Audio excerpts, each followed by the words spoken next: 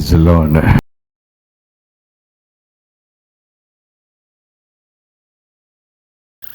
దేవుని నామానికి స్తోత్రం.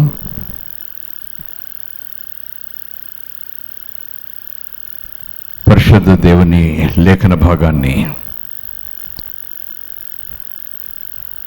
ఈ ప్రత్యేకమైన ఆరాధనా దినాన్ని ధ్యానం చేసుకోవటానికి మనం అందరం సిద్ధపడదాం. ప్రభునందు మీరందరూ క్షేమంగా ఉన్నారని, ప్రార్థనలో ఎడతెగక కొనసాగుతున్నారని, పరిశుద్ధాత్మ సహాయంతో ఆయన సన్నిధిలో గోజాడుతున్నారని,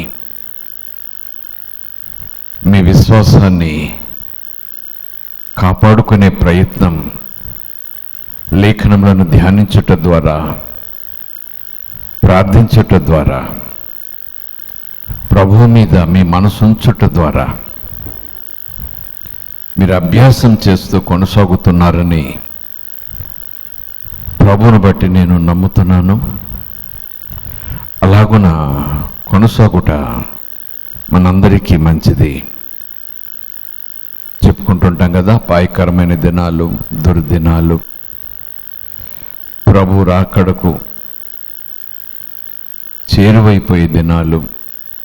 కనుక మనమందరం కూడా నిరీక్షణ కలిగి, ఒక సిద్ధపాటు మనసు కలిగి, దిద్దుబాటు మనసు కలిగి, ప్రభువును ప్రేమిస్తూ, ప్రభు యొక్క మాటను ప్రేమిస్తూ, ప్రభు యొక్క మార్గాన్ని ప్రేమిస్తూ, ప్రభు ఆదేశాలను ప్రేమిస్తూ, ప్రభు ఆకాంక్షలను ప్రేమిస్తూ, ప్రభు చిత్తమెరిగి జీవించు ప్రయత్నం చేయుటలో దినదినము మన పట్టుదల పెరుగుతూ ఉండాలి.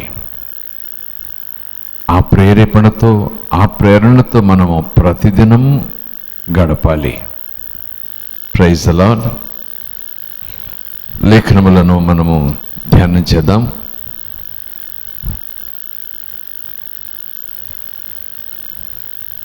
మొదటి రాజుల గ్రంథం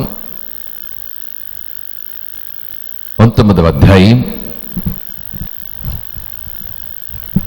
1వ వచనం నుంచి 11వ వచనం వరకు చూద్దాం. 11వ వచనంలో మొదటి భాగం చూద్దాం. తీశారు కదా? మొదటి రాజుల గ్రంథం 19వ అధ్యాయం 1వ వచనం నుంచి 11వ వచనం వరకు. ఏలియా చేసినదంతయును, అతడు ఖడ్గము చేత ప్రవక్తలనందరినీ చంపించిన సంగతియును అహాబు యెజెబెలునకు తెలియచెప్పగా, యెజెబెలు ఒక దూత చేత ఏలియాకు ఈ వర్తమానము పంపించెను.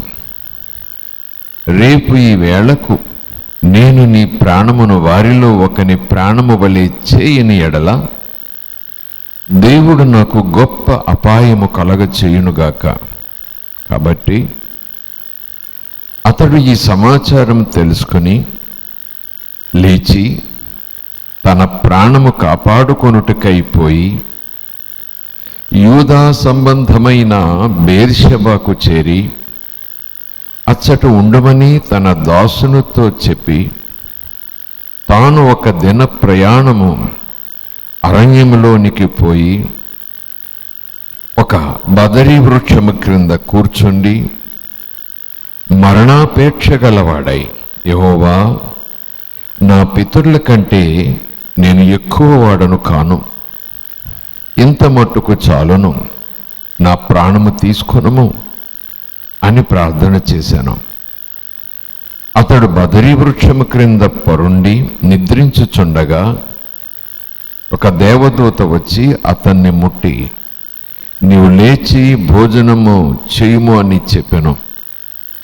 అతడు చూచినంతలో అతని తల దగ్గర నిప్పుల మీద కాల్చబడిన అప్పమును నీళ్ల బుడ్డియు కనబడెను. కనుక అతడు భోజనం చేసి తిరిగి పరుండెను. అయితే యెహోవా దూత రెండో మారు వచ్చి అతన్ని ముట్టి, నీ శక్తికి మించిన ప్రయాణము నీకు సిద్ధమయ్యున్నది, నీవు లేచి భోజనము చేయమని చెప్పినప్పుడు అతడు లేచి భోజనము చేసి ఆ భోజనపు బలము చేత 40 రాత్రింబగళ్ళు ప్రయాణం చేసి దేవుని పర్వతమని పేరు పెట్టబడిన హోరేబునకు వచ్చి అచ్చట ఉన్న ఒక గుహలో చేరి బస చేసెను. యెహోవా వాక్కు అతనికి ప్రత్యక్షమై, ఏలియా, ఇచ్చట నీవేమి చేయుచున్నావు అని అతనిని అడుగగా, అతడు, ఇశ్రాయేలు వారు నీ నిబంధనను త్రోసివేసి నీ బలిపీఠములను పడగొట్టి నీ ప్రవక్తలను ఖడ్గము చేత హతము చేసిరి. సైన్యములకు అధిపతియు దేవుడు నగు యెహోవా కొరకు మహారోషము గలవాడనై నేను ఒకడును మాత్రమే మిగిలి ఉండగా వారు నా ప్రాణమును కూడా తీసివేయుటకై చూచుచున్నారని మనవి చేశాను. చివరి వచనం 10వ వచనం మరొకసారి చూద్దాం. అతడు అనగా ఏలియా, ఇశ్రాయేలు వారు నీ నిబంధనను త్రోసివేసి నీ బలిపీఠములను పడగొట్టి నీ ప్రవక్తలను ఖడ్గము చేత హతము చేసిరి. సైన్యములకు అధిపతియు దేవుడు నగు యెహోవా కొరకు మహారోషము గలవాడనై నేను ఒకడును మాత్రమే మిగిలియుండగా వారు నా ప్రాణమును కూడా తీసివేయుటకై చూచుచున్నారని మనవి చేశాను. మంచిది. ఈ లేఖనములను ఒక ప్రత్యేకమైన కోణములో నుంచి మనం ధ్యానం చేయటానికి ప్రయత్నం చేద్దాం. గడిచిన కొద్ది వారాలుగా భయపడకుడి, భయము కలిగి ఉండుడి, భయము కలిగి ఉండుట, భయపడకుండుట, ఇలాగున భయము గురించి కొన్ని ఆలోచనలను కలిసి ధ్యానం చేస్తున్నాం. భయములో 2 రకాల గుణాలు ఉన్నాయి. 2 రకాల భయములు గతంలో మనం ధ్యానం చేసుకున్నాం కదా. భయపడుట, భయపడకుండుట. ఆయా లేఖనాల్లో వచ్చిన వివరములలోనికి వెళ్లకుండా ప్రభు చెప్పిన మాటే మనం మళ్ళా జ్ఞాపకం చేసుకుంటే, శరీర ప్రాణములను చంపే వారికి మీరు భయపడకండి, కానీ శరీరమును ఆత్మను కూడా నరకములో పడవేయ శక్తి కలిగిన వాడు దేవునికి భయపడండి అని ప్రభు చెప్పినటువంటి మాట. అలాగే పరిస్థితులు ప్రతికూలంగా ఉన్నప్పుడు, ప్రాణాపాయం వచ్చినప్పుడు శిష్యులను కూడా ప్రభు ఆయా సందర్భాల్లో ధైర్యపరిచిన విధానం, భయపడకండి, మీ హృదయాలను కలవరపడనివ్వకండి అని చెప్పినటువంటి మాటలు. భయపడుట ఉన్నది, భయపడకుండుట ఉన్నది.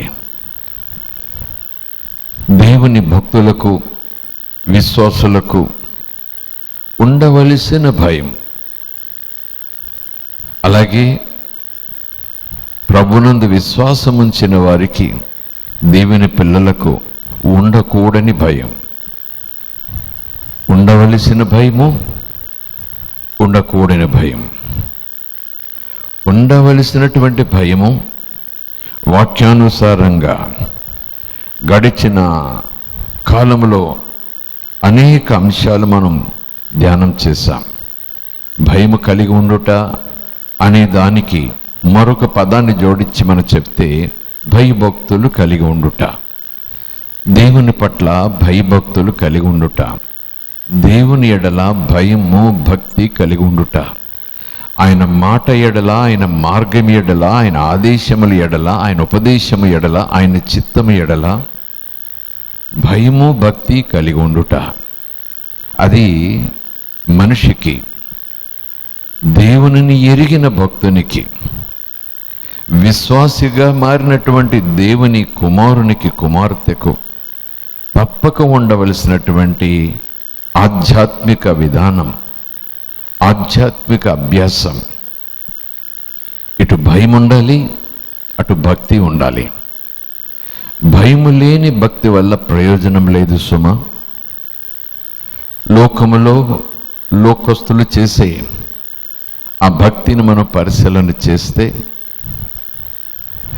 ఒక మాట లేఖనానుసారంగా మనకు స్పష్టంగా కనపడుతుంది. ఆ భక్తి వెనుక భయము లేదని.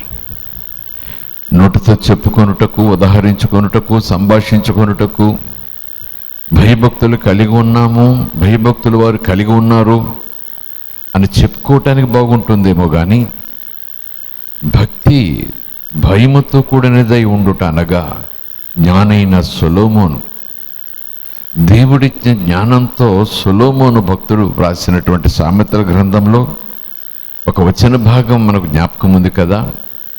యెహోవా యందు, దేవుని యందు, సృష్టికర్త యందు, భగవంతుని యందు, పరమాత్ముని యందు, సర్వాంతర్యామి యందు భయభక్తులు కలిగి ఉండుట అంటే చెడుతనమును అసహించుకోవటం, చెడుతనమును అసహించుకోవటం. అది భయముతో కూడినటువంటి భక్తి. చెడును అసహించుకోకుండా, చెడును అసహించుకునే దానికి గుర్తుగా దానిని దూరముగా ఉంచకుండా, దానికి దూరముగా పోకుండా ఆ చెడును హత్తుకుంటూ, చెడు అంటే పరిశుద్ధ గ్రంథంలో ఆధ్యాత్మిక ఆ యాత్రను బట్టి, ఆ లేఖనాలను బట్టి మరొక పదం మనం వాడుకుంటే చెడు అంటే పాపమని అనుకుందాం. పాపమే. పాపమును దూరంగా ఉంచకుండా, పాపమునకు దూరంగా పోకుండా, చెడును అసహించుకోకుండా, చెడుకు దూరంగా పోకుండా, చెడును హత్తుకుంటూ, చెడులో జీవిస్తూ, చెడు కావాలని కోరుకుంటూ, చెడునే మంచిగా భావిస్తూ ఒక ప్రక్క భక్తి చేసుకుపోయే విధానం, ఇది నిజ దేవునికి అంగీకారమైన భక్తి కానే కాదు. జీవము గల దేవుడైన యెహోవాకు పరిశుద్ధుడు పరిశుద్ధుడని నిత్యము దూతల చేత గాన ప్రతిగానములందుకునే ఆ మహాదేవునికి ఏమాత్రమో ఇటువంటి భక్తి అంగీకారం కాదు. ఇది అందరం తెలుసుకోవాల్సినటువంటి విషయం. ఈ భయముతో కూడినటువంటి భక్తి మనము కలిగి ఉండాలి. ఏదో లోకులు, లోకస్తులు, దేవునిని ఎరుగని వారు, నిజ దేవునిని ఎరుగని వారు, వారు చేసే భక్తిలో భయం ఉండదని మనము కొన్ని కారణాలను బట్టి మాట్లాడుకున్న విచారకరం. ఆలోచన చేయాలి, స్వపరిశీలన చేసుకోవాలి. విశ్వాసులలో కూడా, సంఘములో కూడా ప్రభువును వెంబడిస్తున్నాము, ప్రభు కొరకు సాక్ష్యములు కలిగి జీవిస్తున్నాము అనే వారిలో కూడా ఈ భయము లేని భక్తి కొనసాగుతుందేమో. భయము లేకుండా వాక్య ధ్యానం, భయము లేకుండా ప్రార్థన, భయము లేకుండా ఆరాధన, భయము లేకుండా పాట అనుకుందాం. ఈ మధ్యాహ్నం ఒకసారి పరిశీలన చేసుకుందాం. చెడును విడిచిపెట్టకుండా, చెడు చూడటం మానకుండా, చెడు మాట్లాడటం మానకుండా, చెడు స్థలాలకు వెళ్ళకుండా, నిగ్రహము పాటించకుండా, చెడు వినాలనే ఆసక్తిని చంపేసుకుంటూ, ఒక్క మాటలో చెప్పాలంటే శరీర కార్యములను చంపేసుకుంటూ భక్తి చేసే విశ్వాసులు ఏరి ఒకవేళ నేను అదే రీతిలో నిజమైన భయముతో కూడిన భక్తి చేసేవాడినైతే చెడుతనమును అసహించుకోవాలి, చెడుకు దూరంగా ఉండాలి. ఆ ప్రయత్నం చేయటంలో పట్టుదల కలిగి ఉండాలి. ఆ పట్టుదలకు తగిన బలమిమ్మని, సామర్థ్యమిమ్మని దేవుని సహాయం కోరుకోవటంలో తప్పులేదు. ఎందుకంటే మనకు ఆ విషయాల్లో సహాయం చేయటానికి పరిశుద్ధాత్ముని యొక్క శక్తిని ప్రభువు మనకు అందుబాటులో ఉంచాడు. ఆయన మీ మీదకి వస్తారు, మీ దగ్గరికి వస్తారు, మీలోనికి వస్తారు, మీకు సహాయం చేయువాడుగా ఆయన ఉంటారు, మిమ్మల్ని ఆదరించువాడుగా, బలపరచువాడుగా ఆయన ఉంటాడు. అపొస్తలుల కార్యాలు 1వ అధ్యాయంలో ఆ వచనాలు చూస్తే పరిశుద్ధాత్మ మీ మీదకి వచ్చినప్పుడు మీరు శక్తి పొందెదరు అన్నమాట. శక్తి పొందుట అనగా ఏ శక్తి?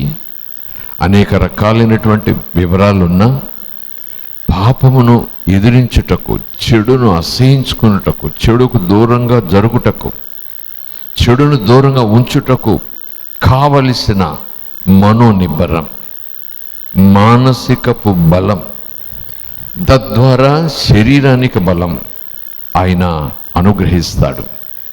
దానికి మరొక చోట లేఖనాల్లో ఉంది కదా, ఆత్మచేత నడిపించబడండి, ఆత్మచేత బోధన ఉందండి, ఆయన మీకు నేర్పిస్తారు, ఆయన మీకు దేవుని మాటలు, నా మాటలు జ్ఞాపకం చేస్తారు.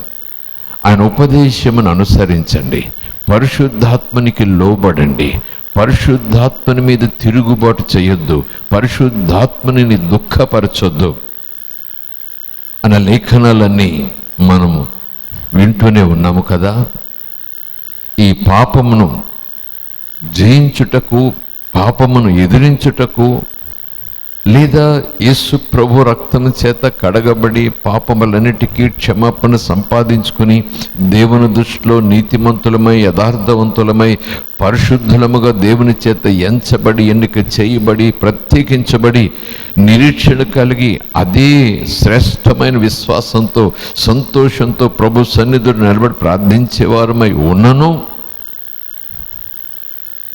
విశ్వాసులమని చెప్పుకుంటున్నటువంటి మనము చాలాసార్లు తొట్టిల్లుతున్నాం కదా, చాలాసార్లు జారిపోతున్నాం కదా, చాలాసార్లు ప్రభు యొక్క చిత్తానికి వ్యతిరేకంగా ఇష్టానుసారంగా మనము ఆధ్యాత్మిక అడుగులు వేస్తున్నాం కదా.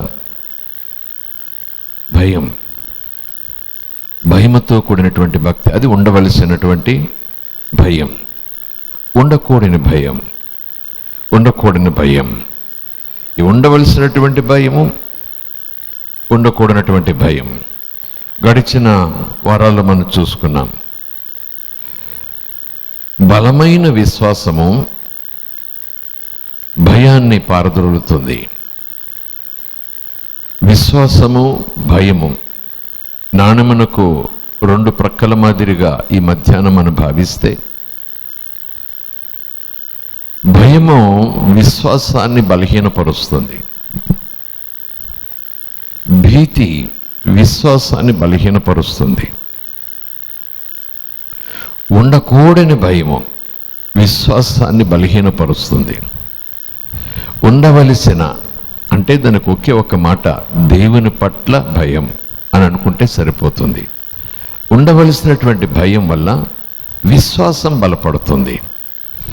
అదే నాణాన్ని మరొక ప్రక్కకి తిప్పి చూసినట్లయితే బలమైన విశ్వాసము భయాన్ని పోగొడుతుంది, స్థిరమైన విశ్వాసము భయాలను దూరంగా ఉంచుతుంది. బలమైన ఖచ్చితమైన విశ్వాసము ప్రాణభీతిని కూడా పోగొడుతుంది. సమస్త భయాలను ఎదిరించి జయించగలిగినటువంటి శక్తి విశ్వాసానికి ఉంది. అందుకే కదా భయపడకండి, విశ్వాసం కలిగి ఉండండి అని ప్రభు అంటారు. భయపడకండి, నమ్మిక మాత్రం ఉంచండి అని ప్రభు అంటాడు. ఎందుకు భయపడుతున్నారు? మీ విశ్వాసం ఏమైంది అని మరొక చోట ప్రభు అంటారు. అందుకనే అపొస్తలుడైన పౌలు అంటారు, ఈ భయంకరమైన లోకములో, భయాలున్న లోకములో, శ్రమలు, శోధనలు, వ్యాధులు, బాధలు, ప్రమాదాలు, అపాయాలు, మరణాలు ఉన్నటువంటి ఈ లోకంలో విశ్వాసాన్ని కాపాడుకోవాలి. విశ్వాసాన్ని కాపాడుకోవటంలో మనం అభ్యాసం చేయాలి. విశ్వాసాన్ని కాపాడుకునే ఆ బాధ్యత లేఖనం ద్వారా అపొస్తలుడైన పౌలులో నుంచి ఈరోజు మరలా ప్రభు మనకి జ్ఞాపకం చేస్తున్నారు. ఎందుకు ఈ విశ్వాసాన్ని కాపాడుకోవాలి? ఎందుకు ఈ విశ్వాసాన్ని బలపరుచుకోవాలి? ఎందుకు మనం విశ్వాసంలో స్థిరంగా ఉండాలి, అటు ఇటు తొట్టిల్లిపోకుండా ఉండాలి అని అంటే, ఈరోజు అంశాన్ని బట్టి చూస్తే సమస్త భయాలను ఎదుర్కోవటానికి, సమస్త భయాలను నిలువరించటానికి, సమస్త భయముల మీద మనము ఆధిపత్యాన్ని పొందటానికి, భయములను పారదోలటానికి. భయము మనలను పరిగెత్తిస్తుంది, కానీ మనలో ఉన్న విశ్వాసము భయాన్ని పరిగెత్తిస్తుంది. అర్థం చేసుకుందాం. బలమైన విశ్వాసము, స్థిరమైన విశ్వాసము భయాన్ని పారదోలుతుంది. బలహీనమైన అల్పమైన విశ్వాసము భయాన్ని కలగజేస్తుంది. అల్ప విశ్వాసులారా, ఎందుకు భయపడ్డారు అన్న యేసయ్య మాటను బట్టి అంశాన్ని మనం చూస్తున్నాం. అల్ప విశ్వాసులారా, మీరు ఎందుకు భయపడుతున్నారు? బలహీనమైన విశ్వాసం, అల్పమైన విశ్వాసం భయాన్ని కలగజేస్తుంది. విశ్వాసం ఇప్పుడు బలహీనమవుతుందంటే భయం వచ్చినప్పుడు అని చెప్పుకున్నాం. కానీ విశ్వాసం ఇప్పుడు బలహీనమవుతుంది. గడిచిన వారం మనం చెప్పుకున్నటువంటి లేఖనాల్లో ఒక ప్రత్యేకమైన స్టేట్మెంట్, ఒక ప్రత్యేకమైనటువంటి ఆలోచన మనం చేశాం. అదేంటంటే, యేసు వైపు చూచినంతసేపు, ఆయన వాగ్దానమందు, ఆయన ఉపదేశమందు, ఆయన హామీయందు, ఆయన శిలువయందు, ఆయన నమ్మకత్వమందు, ఆయన ప్రేమయందు మనము చూపు ఉంచినంతసేపు పరిస్థితులు మనకు భయమును కలగ చేయలేవు. కానీ పరిస్థితులను మనం అధ్యయనం చేస్తూ, పరిస్థితుల గురించి మాట్లాడుకుంటూ, పరిస్థితులలో ఉన్న తీవ్రత గురించి మాట్లాడుకుంటూ, పరిస్థితులను చూస్తూ మనం ముందుకు సాగితే మన విశ్వాసం బలహీనమవుతుంది. దానికి కూడా మీకు తెలిసిన వచ్చిన భాగమే, యేసును చూస్తూ పేతురు నీళ్ల మీద నడిచాడు.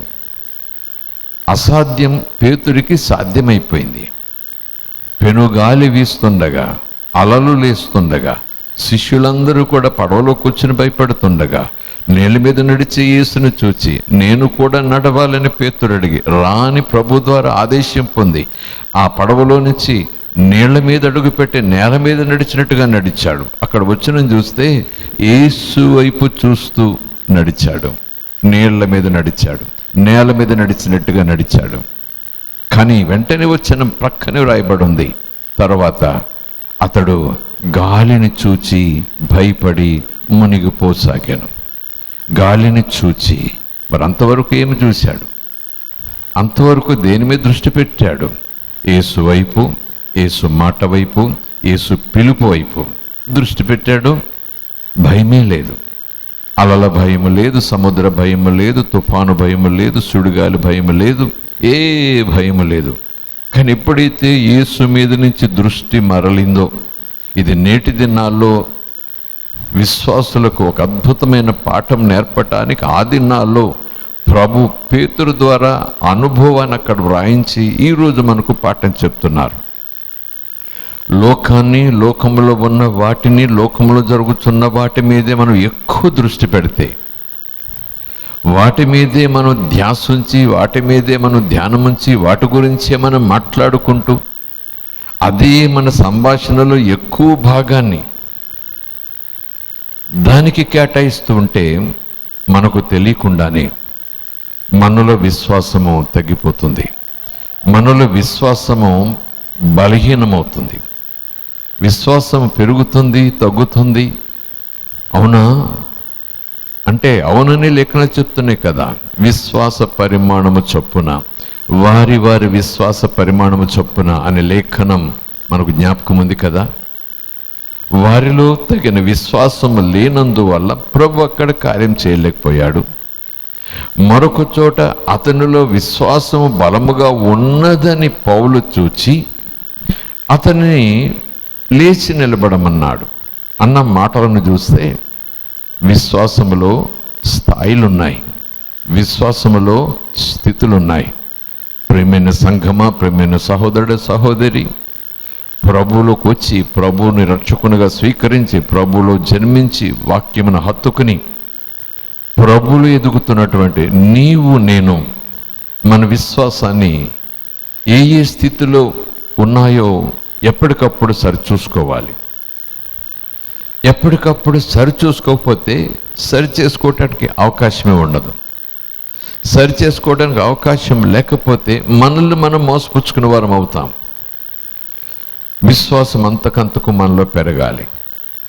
ప్రభులోకి వచ్చినటువంటి విశ్వాసము మంచిదే, కానీ ఆ విశ్వాసములో ఇంకా మనం ఎదగాలి. ఆ విశ్వాసములో కొనసాగుతుండగా, విశ్వాసములో బలము పొంది ముందుకు సాగుతుండగా మనము ఫలించే స్థాయికి వచ్చేస్తాం ఒకరోజు. యేసుప్రభు అన్న మాట జ్ఞాపకం ఉంది కదా యోహాను సువార్తలో, నా మాటలు మీ యందును మీరు నా యందును నిలిచి ఉండాలి. మన విశ్వాసంలో ఆయన మాటల మీద మన విశ్వాసం నిలిచి స్థిరంగా ఉన్నప్పుడు మనము ప్రభు మహిమ కొరకు ఫలించువారముగా, ప్రభు మహిమ కొరకు క్రియలు చేయవారముగా ఉంటాం కదా. సో బలహీనమైన అల్పమైన విశ్వాసము భయమును కలగజేస్తుంది, సకల భయాలను మనసులోకి తీసుకొస్తుంది. ఈ సందర్భంగా మీరు నేను ఒకసారి పరిశీలన చేసుకుందాం. ఈ నేటి దినాలలో గడిచిన కొద్ది దినాలుగా లేదా గడిచిన కొద్ది కాలముగా భయాలు తీవ్రత పెరుగుతూ ఉందా? కాసేపు ఆత్మీయంగా అలా ప్రక్కకు పెట్టినా వస్త్రము గురించి, ఆహారము గురించి, గృహము గురించి, ఉద్యోగం గురించి, పిల్లల గురించి, వివాహం గురించి, బ్రతుకుట గురించి, సంపాదించుట గురించి, లేకపోతే లోకంలో ఉన్నటువంటి పరిస్థితులు, తెగుళ్ళు, అపాయాలు, యుద్ధ భయాలు, క్రిములు, కీటకాలు, వీటి గురించి ఈ భయాలు సంఖ్య పెరిగిపోతుందా? ఈ ఫియర్ ఫోబియాలోకి మనం వెళ్ళిపోతున్నామా? ఈ మనస్సుకు సంబంధించినటువంటి ఇది తెగులు అని తెలియనటువంటి రీతిలో ఆ ఫోబియాలోకి మనం తెలియకుండానే వెళ్ళిపోయామా? ఆ భయాల సంఖ్య పెరిగిపోతూ ఉందా? నిద్ర పట్టటం లేదా? అన్నము సహించటం లేదా? ఎప్పుడు దిగులు, కలవరం. ఆ గడిలో సంతోషంగా ఉంటాము, మరలా ఆ గడిలోనే దుఃఖపడుతుంటాం. ఆ గడిలో సంతోషంగా, చురుకుగా, ఆనందంగా ఉంటాం, మరొక గడిలో కృంగిపోతుంటాం. భయం ఆవరిస్తూ ఉంటుంది కదా. పిల్లల గురించి, పిల్లల భవిష్యత్తు గురించి, ఉద్యోగం గురించి, ఉద్యోగముల భవిష్యత్తు గురించి, వ్యాపారంలో భవిష్యత్తు గురించి, ఈరోజు ఆహారం, రేపటి సంపాదన గురించి భయం భయం భయం. అదే భయమైనా సరే, అది ఎలాంటి భయమైనా సరే, ఏ స్థాయిలో ఉన్న భయమైనా సరే, శరీర సంబంధమైన, మనస్ సంబంధమైన, ఆర్థిక సంబంధమైన, లోకంలో బ్రతుకు సంబంధమైనటువంటి ఏ భయమైనా సరే, ఆ భయాలన్నిటి యొక్క సంఖ్య అంతకంతకు మనలో తీవ్రమైపోతూ ఉంటే మన విశ్వాసం బలహీనమవుతుందని లెక్క. లేదా మన విశ్వాసంలో బలంగా లేము గనుక, మన విశ్వాసం బలహీనపడుతూ వస్తుంది గనుక ఈ భయాల యొక్క దాడి ఎక్కువైపోయింది. మనలో విశ్వాసం యొక్క పరిమాణం అంతకంతకు తగ్గుతుంది. ఆ తగ్గుతుందనేటటువంటి ఆ ఆలోచన, తగ్గుతుందన్నటువంటి ఆ స్పృహ, ఆ పరిశీలన మనం నిర్లక్ష్యం చేసినప్పుడు ఈ భయాలు సంఖ్య ఎక్కువగా లోపలికి వచ్చేస్తుంది. ఈ భయాలు మన హృదయమును చుట్టుముట్టేస్తాయి, మన మనస్సంతా ఆవరించేస్తాయి. ఈరోజు వాక్యాన్ని ధ్యానం చేస్తూ మనలో భయాలు పోవాలంటే, ఈ భయాలు మనకు దేవుడిచ్చిన నెమ్మదిని దొంగిలించకుండా ఉండాలంటే, నష్టపరచకుండా ఉండాలంటే, దేవుడిచ్చినటువంటి శాంతిని కల్లోలపరచకుండా ఉండాలంటే మన విశ్వాసాన్ని కాపాడుకోవటమే కాదు, మన విశ్వాసాన్ని బలంగా స్థిరంగా ఉంచుకోవాలి. క్రమమైన దేవుని చిత్తానుసారమైన, వాక్యానుసారమైన విశ్వాసమును కాపాడుకుంటూ మన భక్తిని కొనసాగించాలి. ఆరాధనలు లేవు, ఆలయాల సమావేశాలు లేవు, రాత్రి ప్రార్థనలు లేవు, ఉపవాస కూడికలు లేవు, స్త్రీల కూడికలు లేవు, ఉజ్జీవ సభలు లేవు, పరిశుద్ధాత్మ నింపుదల కూడికలు లేవు, అంగలార్పు సమావేశాలు లేవు, దేవుని యందు బలము పొందే ఆ ఉజ్జీవ సభలు లేవు. ఇండ్ల దగ్గరే దాదాపు 2 సంవత్సరాలుగా కాపాడుకుంటున్నామా విశ్వాసాన్ని? ప్రభు పట్ల ప్రేమను నిలుపుకొని ఉంటున్నామా? ప్రభు వాక్యం పట్ల ఆకలిని పెంచుకుంటూ ఉంటున్నామా?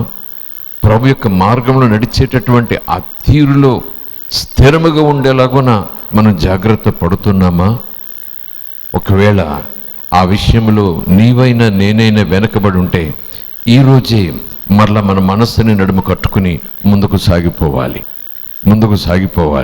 ప్రతికూలమైన పరిస్థితులు, ప్రతికూలమైన సమయాలు, ఇట్లాంటి సమయంలోనే మన విశ్వాసాన్ని కాపాడుకుంటూ స్థిరంగా బలంగా ప్రభులో ముందుకు సాగిపోవాలి.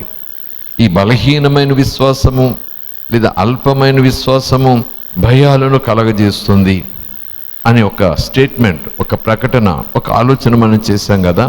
అయితే లేఖన భాగంలో ఒక చోట ఇలా వ్రాయబడి ఉంది, ఆవగింజంత విశ్వాసం ఉంటే. గుర్తొచ్చింది కదా మీకు వచ్చిన భాగం?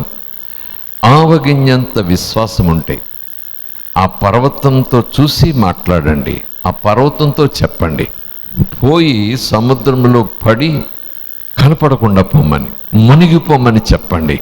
ఆవగింజంత విశ్వాసం. పరిమాణం అన్నాను, అందుకే ఆవగింజ అని ఎందుకు ప్రభు అక్కడ అన్నారు? ఆవగింజ అని ప్రభు ఎందుకు అన్నారు? పరిమాణం. ఆవగింజందంటే ఆవగింజ అని కాదక్కడ, పరిమాణం గురించి.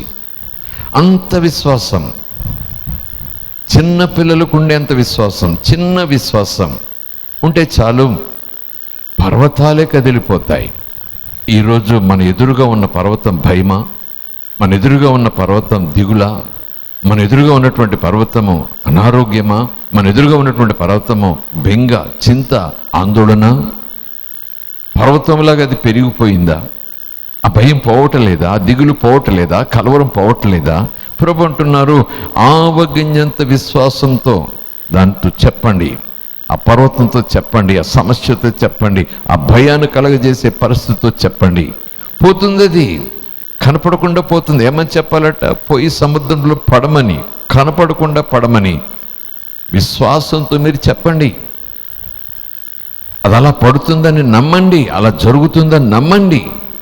తప్పక జరుగుతుందని ప్రభు హామీ ఇస్తే, అలా జరగటలేదని మనమంటే ప్రభు మాట అబద్ధమందామా? లేదు, నేను మంచి విశ్వాసంతోనే ప్రార్థించాను, బలమైన విశ్వాసంతోనే మాట్లాడుతున్నాను, బలమైన విశ్వాసంతోనే ఇంతకాలం నుంచి ఇలాగునా, ఏం జరగటలేదు అంటే ప్రక్కన మరొక ప్రశ్న వస్తుంది కదా, అయితే ప్రభు మాట అబద్ధమా? అయితే యేసు ప్రభు మాట అబద్ధమా?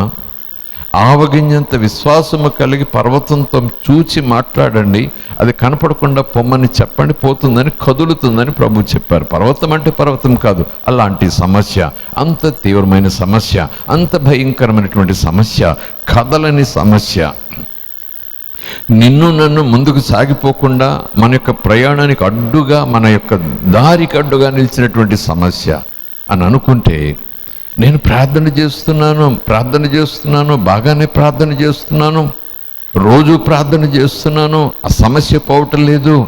దానికి వెంటనే నేననే మాట, నేనే కాదు పరిశుద్ధాత్ముడు లేఖనం ద్వారా మనతో అనే మాట, అంటే దేవుడు అబద్ధికుడా? అంటే యేసు ప్రభు అబద్ధికుడా? చెప్పండి. కనుక నీ ప్రార్థన, నా ప్రార్థన ఎంత బలమైనదో, ఎంత స్థిరమైనదో, ఎంత ఖచ్చితమైనదో, అది రుజువు రావాలంటే భయాలు పోవాలి, భయమనే పర్వతం పోవాలి, ఆ భయమనే దిగులనే ఆ భయం పోవాలి, ఆ పర్వతం పోవాలి. అర్థమైంది కదా? పరిశీలన చేసుకుందాం మన విశ్వాసాన్ని. దేవునామానికి స్తోత్రం కలుగునుగాక. ఆవగింజంత విశ్వాసము పర్వతములు కదిలిపోతాయని ప్రభు చెప్పాడు. ఆవగింజంత ఆ పరిమాణము కన్నా ఇంకా బలహీనమైపోయిందన్నమాట విశ్వాసం. బలహీనమైన విశ్వాసం భయాలను ఆకర్షిస్తుందని చెప్పాం కదా, అంటే అంతకన్నా బలహీనమైనటువంటి విశ్వాసం అన్నమాట. అలాంటి విశ్వాసం కూడా ఉంటుందంటే ఉంటుంది అని చెప్పాలి. ఒక విశ్వాసి దినమంతా భయాలతో గడుపుతుంటే ప్రొద్దుట లేచిన దగ్గర నుంచి మరలా పడకల మీదకి వెళ్ళే వరకు కూడా నిరీక్షణ లేకుండా బెంగ, చింత, దిగులు, కలవరం, దుఃఖం, ఆందోళన, ప్రశ్నలు ప్రశ్నలు ప్రశ్నలు, ఇటు ప్రభువుని ప్రశ్నించటం, అటు తనకు తాను ప్రశ్న వేసుకోవటం, ఇటు లోకాన్ని ప్రశ్నించటం, ప్రశ్నలతో ప్రశ్నార్థకమైపోయినటువంటి జీవితంతో రోజంతా గడిపేటటువంటి విశ్వాసి ఏ స్థాయిలో ఉందంటారా విశ్వాసం? ప్రార్థించేదైనా విశ్వాసం, వాక్యం చదివేనా విశ్వాసం, ప్రభుని ఆరాధించేదైనా విశ్వాసం, ప్రభు పట్ల భయభక్తులు కలిగి ఉండేదైనా విశ్వాసం, ప్రభు మీద ఆనుకునేదైనా విశ్వాసం? మళ్ళీ మనం ప్రశ్నించుకోవాలి. దేవుని మనకి స్తోత్రం కలుగునుగాక. మన ఆలోచనల తీవ్రత మనకున్న సామర్థ్యాన్ని, మనకున్న విశ్వాస సామర్థ్యాన్ని బలపరిచి విజయాన్ని అందిస్తాయి. మన ఆలోచనలు అనుకూలమైన ఆలోచనలు, అనుకూలం అంటే పాజిటివ్ కన్ఫెషన్స్. ఇంకోలా చెప్పాలంటే వాక్యానుసారమైన ఆలోచనలు, వాక్యముతో సరిపోయేటటువంటి ఆలోచనలు, వాక్యంతో సమానముగా ఉండేటటువంటి ఆలోచనలు, దేవుని ఆలోచనలు, దేవుని తలంపులు, ఆలోచనల యొక్క ఆ తీవ్రత, ఆ బలం, వాటి యొక్క ఉన్నతిని బట్టి మనకున్న విశ్వాసం యొక్క సామర్థ్యం బలపడి మనకు జయాన్ని తీసుకొస్తాయి ఆలోచనలు. కానీ మన ప్రతికూలమైన ఆలోచనల తీవ్రత, నెగటివ్ థింకింగ్, ఎప్పుడు ప్రతికూలమైన ఆలోచన, నష్టాల గురించి, అపాయాల గురించి, వ్యాధుల గురించి, రోగాల గురించి ఒకటే ఆలోచనలు వస్తుంటాయి. ఆలోచనల తీవ్రత, ఆ తీవ్రత యొక్క ఆ సామర్థ్యం, దాని బలం పెరిగిపోయే కొలది మనలో ఉన్నటువంటి విశ్వాసపు సామర్థ్యాన్ని ఆలోచనలు బలహీనపరిచేస్తాయి. మనలను ఓటమిలోనికి, అపజయంలోనికి, కృంగిపోయే స్థితిలోనికి తీసుకువెళ్ళిపోతాయి. మరొకసారి ఈ మాటను మనం చూద్దాం. మన వాక్యానుసారమైనటువంటి ఆలోచనలు మన విశ్వాసం యొక్క సామర్థ్యాన్ని బలపరిచి మనకు విజయాన్ని అందిస్తాయి.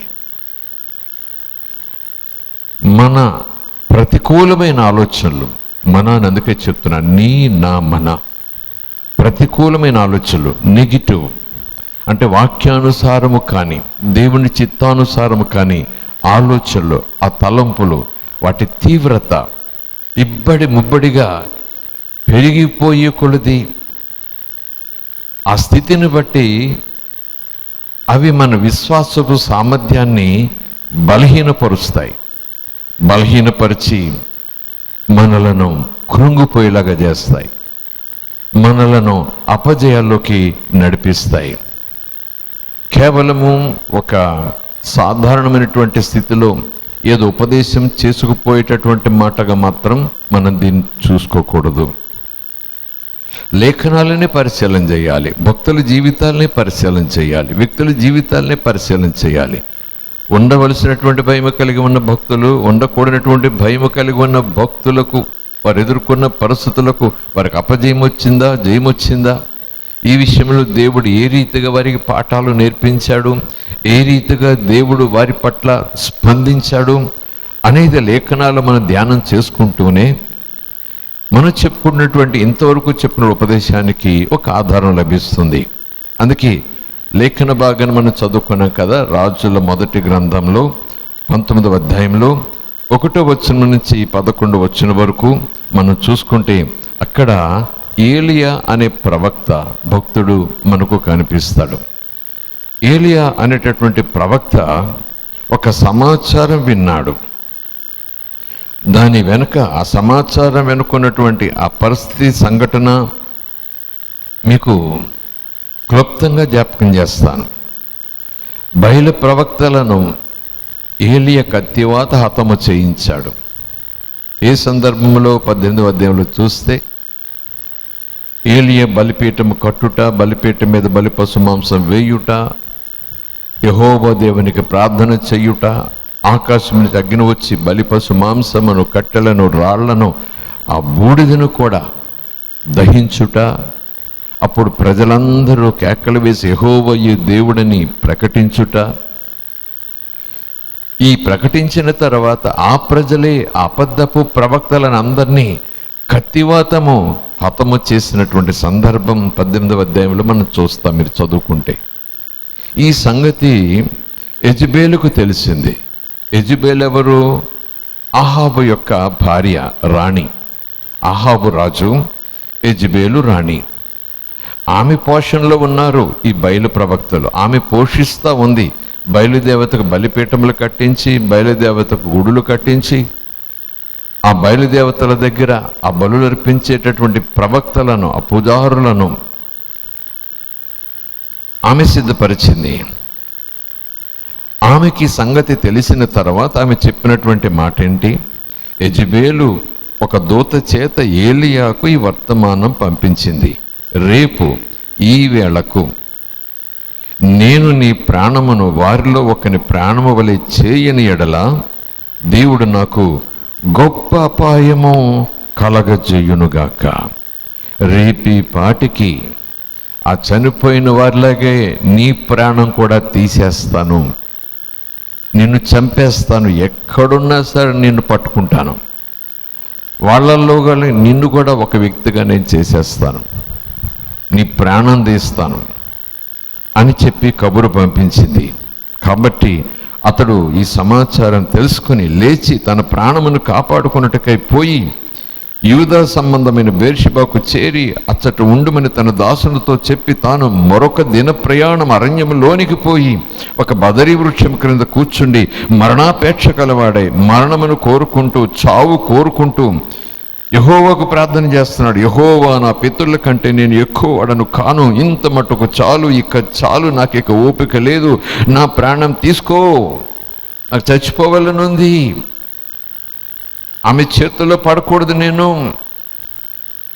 ఆమె చేతుల్లో పడకముందే నా ప్రాణాన్ని తీసేసుకో, నాకు ప్రాణం పోయేలాగా చెయ్యి. ఎందుకంటే ఆమె చేతుల్లో పడ్డానంటే ప్రాణాన్ని ఉండనివ్వదు, పోనివ్వదు. నీ ప్రవక్తలను ఆమె ఎలాగ హింసించిందో, ఎలా టార్చర్ చేసిందో, ఎలా గాయపరిచిందో, ఎలా యాతన పెట్టిందో నాకు తెలుసు. ఆమె చేతుల్లో పడితే ఇక నరకయాతనే. ఆమె చేతుల్లో పడితే ప్రాణమును ఉంచే రోజు ప్రాణం పోయేలాగా చేస్తుంది ఆమె. నీ ప్రవక్తలను అలాగే చంపించింది, చాలామందిని చంపించింది ఆమె.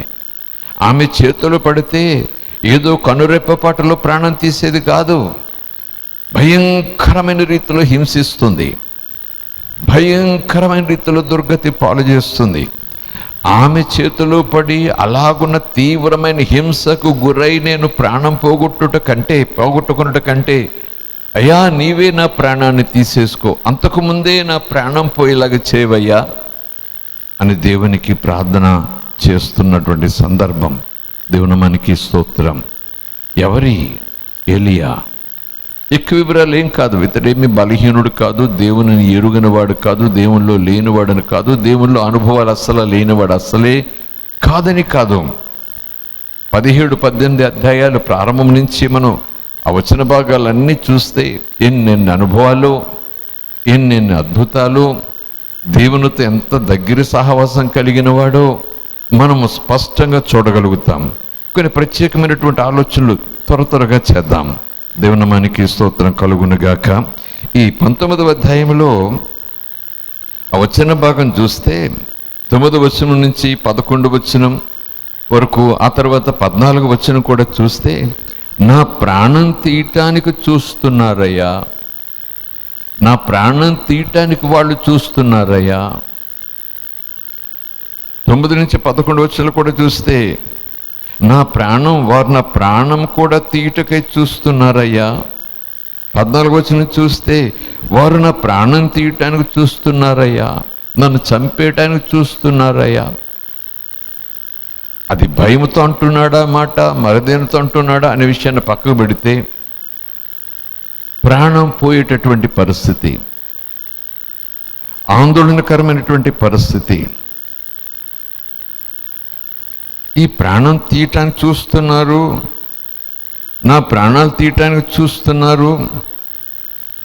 వారి చేతుల్లో పడుట కంటే నీ చేతుల్లో పడి చనిపోవటం నాకు మంచిదయ్యా, నీ చేతులతో నా ప్రాణం తీసుకోవయ్యా అని 1-2 మార్లు మనవి చేస్తున్నాడు యెహోవా దగ్గర. అయితే ఇతనికి దేవునితో అనుబంధం, సంబంధం, అనుభవాలు లేని వ్యక్తి అంటే కాదనే సమాధానాలు ఇస్తాయి వచ్చిన భాగాలు. ఏలియా అనుభవాలు అని మనం చెప్పుకుంటూ కొన్ని వచ్చిన భాగాలను పరిశీలన చేద్దాం. ప్రాణము నిలుపు దేవుని ఏర్పాటులో ఉన్నటువంటి ఏలియా ప్రాణము నిలబడుట కొరకు దేవుడు ప్రత్యేకమైన ఏర్పాట్లు చేశాడు. ప్రాణాపాయము కలగకుండా కరువులో కూడా ఏలియాకు దేవుడు ఏలియా ప్రాణం నిలబడుట కొరకు, ఆకలి దప్పికలతో అతడు చచ్చిపోకుండా ఉండుట కొరకు సంవత్సరములు తరబడి ఆ కరువు వస్తున్నటువంటి ఆ సందర్భంలో ప్రజలందరూ కలువుతో కటకటలాడి చావుకు సిద్ధమై చనిపోయే పరిస్థితులు రాబోతున్నాయి గనుక, అలాంటి పరిస్థితి, ప్రాణం పోయే పరిస్థితి, లోటైన పరిస్థితి తన భక్తునికి, తన దాసునికి, తన బిడ్డకు రాకుండా కొరకు దేవుని ఏర్పాట్లు 17వ అధ్యాయంలో మనం చూస్తాం. ఈ వచనం, నా ప్రాణాలు పోయే పరిస్థితి వచ్చిందయ్యా, నా ప్రాణాలు తీసేస్తున్నారయ్యా, తీసేసే ప్రయత్నం వాళ్ళు చేస్తున్నారయ్యా అని ప్రార్థన చేస్తున్నాడు. ప్రాణములను నిలబెట్టేటటువంటి ఏర్పాట్లు దేవుని చేత చేయబడగా ఆ ఏర్పాట్లో ఎదిగినటువంటి వ్యక్తి. ఆ వచ్చిన భాగం మనం చూస్తే 17వ అధ్యాయం 1వ వచనం నుంచి త్వరగా చూద్దాం. అంతటి గిలాదు కాపరస్తుల సంబంధియగు తిష్బీయుడైన ఏలియా అహాబునొద్దకు వచ్చి, ఎవని సన్నిధిని నేను నిలవబడి ఉన్నానో ఇజ్రాయేలు దేవుడైన ఆ యెహోవా జీవముతోడు నా మాట ప్రకారము కాక ఈ సంవత్సరములలో మంచైనను వర్షమైనను పడదని ప్రకటించను. పిమ్మట యెహోవా అతనికి ప్రత్యక్షమై, నీవు ఇచ్చట నుండి తూర్పు వైపునకు పోయి యోర్దానునకు ఎదురుగానున్న కెరీతు వాగు దగ్గర దాగియుండము, ఆ వాగు నీరు నీవు త్రాగుదువు, అచ్చటికి నీకు ఆహారము తెచ్చినట్లు నేను కాకోలములకు ఆజ్ఞాపించి తిని అని అతనికి తెలియచేయగా, అతడు పోయి యెహోవా సెలవు చొప్పున యోర్దానునకు ఎదురుగా ఉన్న కెరీతు వాగు దగ్గర నివాసం చేసెను. అక్కడ కాకోలములను ఉదయం మందు రొట్టెను మాంసమును, అస్తమయమందు రొట్టెను మాంసమును అతని యొద్దకు తీసుకొని వచ్చుచుండెను. అతడు వాగు నీరు త్రాగుతూ వచ్చెను. కొంతకాలమైన తర్వాత దేశములో వర్షము లేక ఆ వాగు నీరు ఎండిపోయెను. ఏలియా ప్రాణానికి ప్రమాదం రాకుండా, ఏలియా ప్రాణానికి సంకటం రాకుండా, ఆ కరువులో, ఆ దేశంలోకి వస్తున్నటువంటి కరువులో, ఎలాంటి కరువు అది? మంచైనను వర్షమైనను పడదు, మంచైనను వర్షమైనను పడదు. గత సంవత్సరము దాచుకున్న, సమకూర్చుకున్న ఆహార పదార్థాలు, నీరు తప్ప, అవి ఉన్నంతకాలము ఈ వర్షము హిమము పడకపోయినా ప్రజలు బ్రతకగలరేమో కానీ కొద్ది నెలలకు, కొద్ది రోజులకు అవి అయిపోతాయి గనుక, బజార్లో దొరకవు గనుక, అపాయకరమైన పరిస్థితి వస్తుంది కనుక, ఆ పరిస్థితి తన ఏర్పాట్లో, తన ప్రణాళికలో, తన ప్రత్యేకించుకున్నటువంటి ఆ బిడ్డలకు రాకూడదని దేవుని యొక్క ఏర్పాటు. అద్భుతమైన ఏర్పాటు, ఆశ్చర్యకరమైనటువంటి ఏర్పాటు. ఈ సందర్భంగా మరొకసారి మీకు జ్ఞాపకం చేస్తున్నాను, ధైర్యం తెచ్చుకుందాం, ఏ విషయానికి భయపడొద్దు. ఏం తిందామా, ఏం తాగుదామా, ఏం ధరించుకుందామా అని ఏమి అనుకోవద్దు. ఆకాశంలో పక్షులు చూడండి, అడవుల పుష్పాలను చూడండి అని ప్రభు చెప్పిన మాటను జ్ఞాపకం చేసుకుందాం. ప్రతి బెంగను ఎదుర్కొందాం, ప్రతి భయాన్ని ఎదుర్కొందాం. ఆ చింత, తీవ్రమైన ఆలోచనల ఆ దాడి నుంచి మనం తప్పించుకుందాం. ఎందుకంటే తన ఏర్పాట్లో ఉన్న వారి కొరకు, తన చేత ప్రత్యేకించబడిన వారి కొరకు, తన ప్రణాళికలో ఉన్నవారి కొరకు, తన మార్గంలో నడుచుచున్న వారి కొరకు, తన పట్ల భయభక్తులు కలిగి ఉన్న వారి కొరకు దేవుడు కరువులోనూ అనావృష్టి అతివృష్టిలోనూ కూడా ప్రత్యేకమైన ఏర్పాట్లు చేసి వాళ్ళను తప్పక బ్రతికిస్తాడు. ఈరోజు యేసుక్రీస్తు ప్రభువును బట్టి మనం దేవునికి పిల్లలమయ్యాం, దేవుని చేత ప్రత్యేకించబడ్డాం, దేవుని చేత ఎన్నిక చేయబడ్డాం, దేవుని ప్రణాళికలకు వచ్చాం, దేవుని ప్రసన్నతను సొంతం చేసుకున్నాం. ఆయన మనకు తండ్రి అయ్యాడు, ఆయనకు పిల్లలమయ్యాం. మనల్ని పోషించే బాధ్యత ఆయన తీసుకున్నాడు. ఈ ఏలియా యొక్క ఈ సందర్భాన్ని మనం చూసుకుంటూ ఈరోజు మనం ధైర్యం తెచ్చుకోవాలి. ఏ విషయానికైనా ధైర్యం తెచ్చుకోవాలి, ఏ పరిస్థితికైనా మనం ధైర్యం తెచ్చుకోవాలి. ఆయన సకల ఏర్పాట్లు చేస్తాడు. తన ఉనికిలో, తన ప్రత్యేకతలో, తన ఏర్పాటులో, తన ప్రణాళికలో, తన ఉద్దేశంలో ఉన్న వారి కొరకు లోక సంబంధమైనటువంటి ఏ లేమి, ఏ కీడు రాకుండా ఆయన చూసుకుంటాడు, చూసుకోగలడు అనే దానికి ఈ వచ్చిన భాగం సాదృశ్యం. ఎంత చక్కటి ఏర్పాటు చూడండి. తర్వాత కొంతకాలానికి ఆ నీరు ఎండిపోయింది. 8వ వచనం నుంచి కొన్ని వచనాలు చూస్తే, అంతటి యెహోవా వాక్కు అతనికి ప్రత్యక్షం ఎలాగూ సెలవిచ్చెను, నీవు సీదోను పట్టణ సంబంధమైన సారేపతను ఊరికి పోయి అచ్చట ఉండము, నిన్ను పోషించుటకు అచ్చట ఉన్న ఒక విధవరాలికి నేను సెలవిచ్చితిని అన్నాడు. ఇక్కడ వాగు ఎండిపోయింది. ఆహారమైతే పక్షులు తేవచ్చేమో, ఆహారమైతే కాకులములు తేవచ్చేమో, కానీ నీరుండాలి కదా. వాగులో నీరుండిపోయింది కదా. కనుక దేవుడు ఏర్పాటును మారుస్తున్నాడు. దేవుడు ఏర్పాటులో ఒక మలుపు తిప్పుతున్నాడు. ఈరోజు ఈ సందర్భాన్ని బట్టి మనం కూడా ఆలోచన చేయాలి. దేవుడు ఒక రీతిలో మనం నడిపిస్తూ, తన ఉద్దేశంలో మనం ఉంచుతూ, మనకు ఏ కీడు ఏ లోటు రాకుండా చేస్తూ ముందుకు సాగుచుండగా కొంతకాలానికి ఆయన కొన్ని మార్పులు చేస్తాడు మన పోషణలో. కొంతకాలానికి మనకు తెలియనటువంటి పరిస్థితులను బట్టి కొన్ని ప్రత్యేకమైనటువంటి ఏర్పాట్లను మారుస్తూ ఉంటాడు ఆయన. ఆ ఏర్పాట్లను, ఆ మార్పును మనం గమనించాలి. ఆ ఏర్పాట్లను, ఆ మార్పును మన ప్రార్థనలో ఉంటేనే గమనించగలం. ప్రార్థన అనుభవాలు ఉంటేనే మనం గమనించగలం. లేకపోతే ఒకే రీతిలో ఇలాగున మనం కొనసాగుతూ, ప్రభు చెప్పారు కెరీతు వాగు దగ్గరికి వెళ్ళమని, ప్రభు చెప్పారు ఆ వాగులో నీరు తాగమని, ప్రభు చెప్పారు అక్కడికి నీకు రొట్టె మాంసము నేను పంపిస్తానని, ప్రభు చెప్పారు కాకోలములు నీ దగ్గర పట్టుకొస్తాయని, ఆ రొట్టె మాంసం తిను, ఒక పూటైనా కాదు ప్రభు చెప్పారు ఉదయము రాత్రి కూడా నీకు ఆహారం పంపిస్తానని. అకస్మాత్తుగా వాగు ఎండిపోయింది, నీరెండిపోయింది. ప్రభు చెప్పారు వాగు దగ్గరికి వెళ్ళమని, మరి నీళ్లు రావాలి కదా, నీరెండిపోకూడదు కదా, కాకోలములు రావాలి కదా, కాకోలములు ఆహారం పట్టుకొని రావటం మానేశాయి. దేవుడు అబద్ధికుడు అయిపోయాడా, మాట తప్పిపోయాడా, ఇప్పుడు నా బ్రతికేంటని కాదట.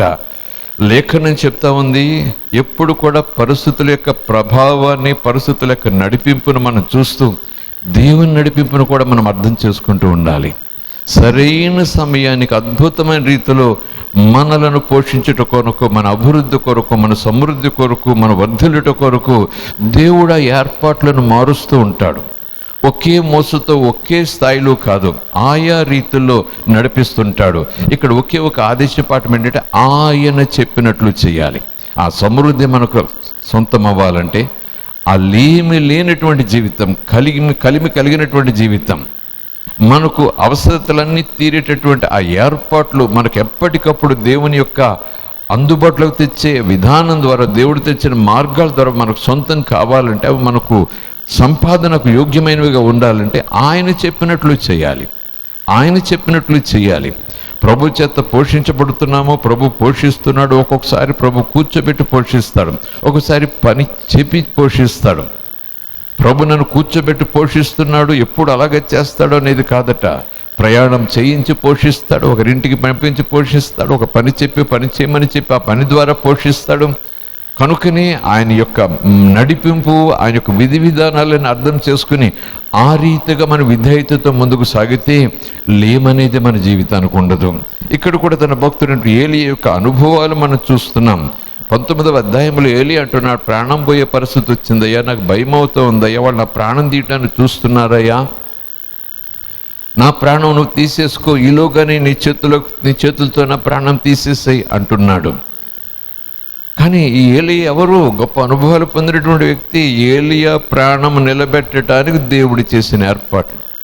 ఏలియా ప్రాణం కరువుతో పోవటానికి వీల్లేదు, ఏలియా ప్రాణం కాటంతో పోవటానికి వీల్లేదు, ఏలియా ప్రాణం ఏ రీతిగా పోవటానికి వీల్లేదు. దేవుని యొక్క ఉద్దేశంలో ఒక ప్రణాళిక ఉంది ఏలియా పట్ల.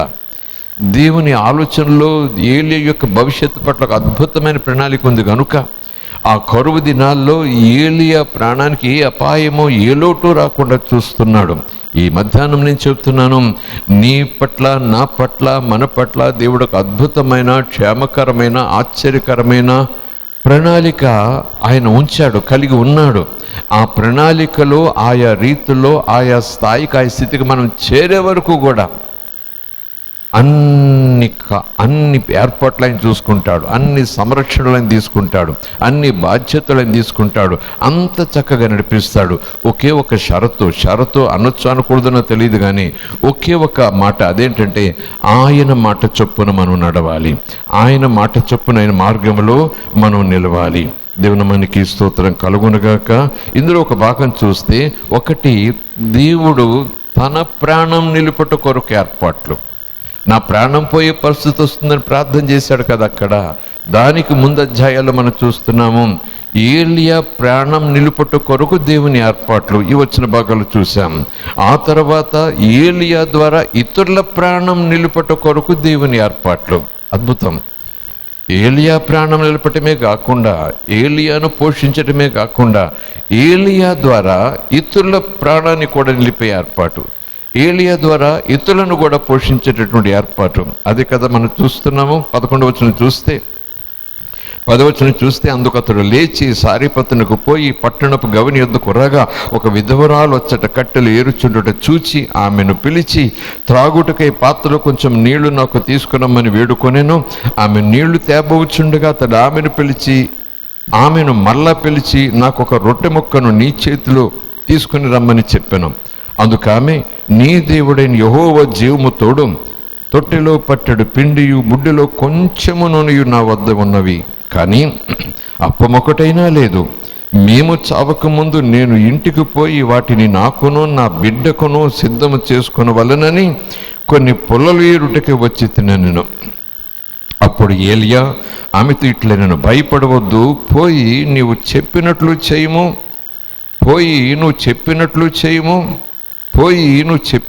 చేయము, అయితే అందులో నాకు ఒక చిన్న అప్పము మొదట చేసి నా యొద్దకు తీసుకుని రమ్ము, తరువాత నీకును నీ బిడ్డకును అప్పములు చేసుకొనుము. భూమి మీద యెహోవా వర్షము కురిపించే వరకు ఆ తొట్టిలో ఉన్న పిండి తక్కువ కాదు, బుడ్డిలో నూనె అయిపోదని ఇశ్రాయేలీయుల దేవుడైన యెహోవా సెలవిచ్చి ఉన్నాడు అనెను. అంతటా ఆమె వెళ్ళి ఏలియా చెప్పిన మాట చొప్పున చేయగా, 13వ వచనం చూస్తే, పోయి నీవు చెప్పినట్లు చెయ్యి అని ఏలియా అంటున్నాడు. ఆ తర్వాత 15వ వచనం చూస్తే, ఆమె వెళ్ళి ఏలియా చెప్పిన మాట చొప్పున చేయగా, అది ఏలియా మాట, దేవుని మాట, అది ఏలియా మాట లేదా ఏలియా ద్వారా దేవుడు ప్రకటింపజేసిన మాట. ఇక్కడే వస్తుంది సంఘంలో విశ్వాసుల జీవితాల్లో దేవుని కార్యాలు జరగవలసినంతగా జరగబోటానికి గల కారణం. దేవునితో ఉన్న సహవాసం, ప్రసన్నత ఉండవలసినంతగా ఉండకపోవటానికి గల కారణం ఏంటి? దేవుడు చెప్పినట్లు చేయుట, దేవుని వాక్యానుసారముగా ఉండుట, దేవుని వాక్యం ఎరిగిన వారముగా ఉండుట, దైవజనుల ద్వారా దేవుడి వాక్యాన్ని ప్రకటింపజేసినప్పుడు ఆ వాక్యానుసారంగా చేయుట. అదే కదా ఇక్కడ, పోయి నీవు చెప్పినట్లు చేయము, దేవుడు చెప్పినట్లు చేయము, యెహోవా ఇలాగూ సెలవిచ్చాడు అన్నారు. వెంటనే ఆమె వెళ్ళి ఏలియా చెప్పిన మాట చొప్పున చేయగా, అతడును, అంటే ఎవరు? ఏలియా, ఆమెయు ఆమె ఇంటివారు అనేక దినములు భోజనము చేయించు వచ్చారు. యెహోవా ఏలియా ద్వారా సెలవిచ్చిన ప్రకారము. చూసారా, యెహోవా, అది ఏలియా మాట కాదు, యెహోవా ఏలియా ద్వారా సెలవిచ్చిన ప్రకారం దేవుని మనకి స్తోత్రం కలుగునుగాక.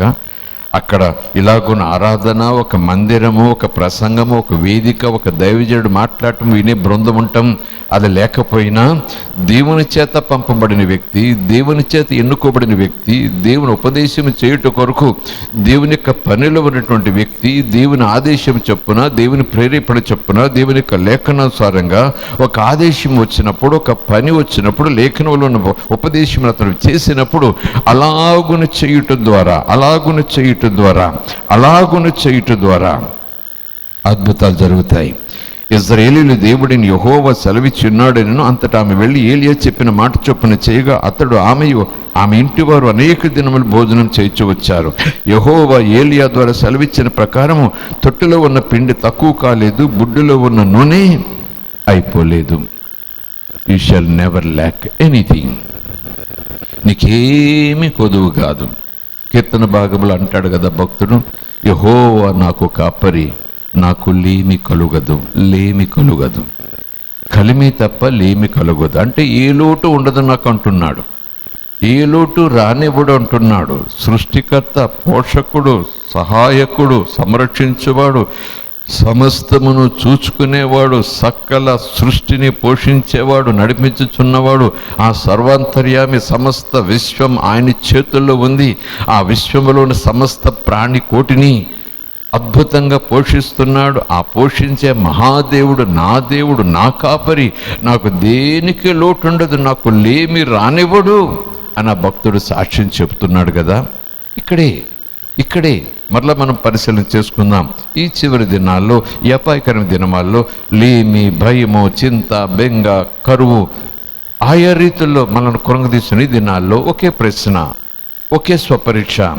ఆయన వాక్యానుసారంగా, ఆయన చిత్తానుసారంగా, ఆయన చెప్పినట్లు ప్రతి విషయంలోనూ ఉండేటటువంటి సామర్థ్యం, ప్రతి విషయంలోనూ అలాగ ఉండేటటువంటి ఆ ప్రయత్నం మనం చేస్తున్నామా అనేది ఒక్కసారి ప్రశ్నించుకుని, నిజముగా ఆయనను మనం ప్రేమించేవారమైతే, హృదయపూర్వకంగా ఆయన్ని ప్రేమించేవారమైతే, మనస్ఫూర్తిగా ఆయన ప్రేమించేవారమైతే, యోహాను సువార్త 14వ అధ్యాయం యేసు ప్రభువు చెప్పినట్టుగా నన్ను ప్రేమించేవారిని ఆజ్ఞలు గైకుంటారు, నన్ను ప్రేమించేవారిని ఆదేశాలను స్వీకరిస్తారు, నన్ను ప్రేమించేవారు నా మార్గంలో నడుస్తారు, నన్ను ప్రేమించేవారు నా మాట వింటారు, నన్ను ప్రేమించేవారు నేను చెప్పిన మాట చొప్పున చేస్తారు అని ఎంత హామీగా చెప్పారు ఆయన. నా గొర్రెలు నన్ను వెంబడిస్తాయి, ఆ గొర్రెల ముందు నేను నడుస్తాను, మంచి కాపర్ని అని యోహాను సువార్త 10వ అధ్యాయంలో కూడా యేసు ప్రభువు చెప్తారు కదా. ఆయనెవరు? ఆది యందు వాక్యం ఉండెను, వాక్యం దేవుని యొద్ద ఉండెను, వాక్యమే దేవుడై ఉండెను, వాక్యమే శరీరధారి కృపా సత్య సంపూర్ణంగా మన మధ్య నివసించెను, ఆయన ద్వారానే సమస్తము కలగజేయబడెను, ఆయన లేకుండా ఏది కలగజేయబడలేదు, ఆయనే సృష్టికర్త, ఆయనే యేసు. గొర్రెలు ఆయనను వెంబడిస్తాయి.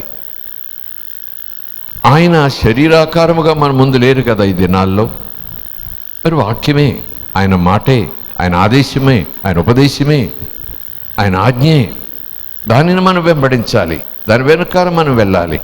ఆయన వాక్యం దీపమే మన ముందు నడుచుండగా, ఆ దీపం మనకు మార్గం సరళం చేస్తుండగా, ఆ దీపం వెనుక, ఆ జ్ఞానం వెనుక, ఆ వెలుగు వెనుక, ఆ సత్యం వెనుక, ఆ జీవం వెనుక, ఆ శాంతినిచ్చే ఆ మార్గంలో మనం గొర్రెలం గనుక వెనకాల వెళ్ళాలి, వాక్యం అనుసరించి వెళ్ళాలి, వాక్యాన్ని వెన్నంటి వెళ్ళాలి.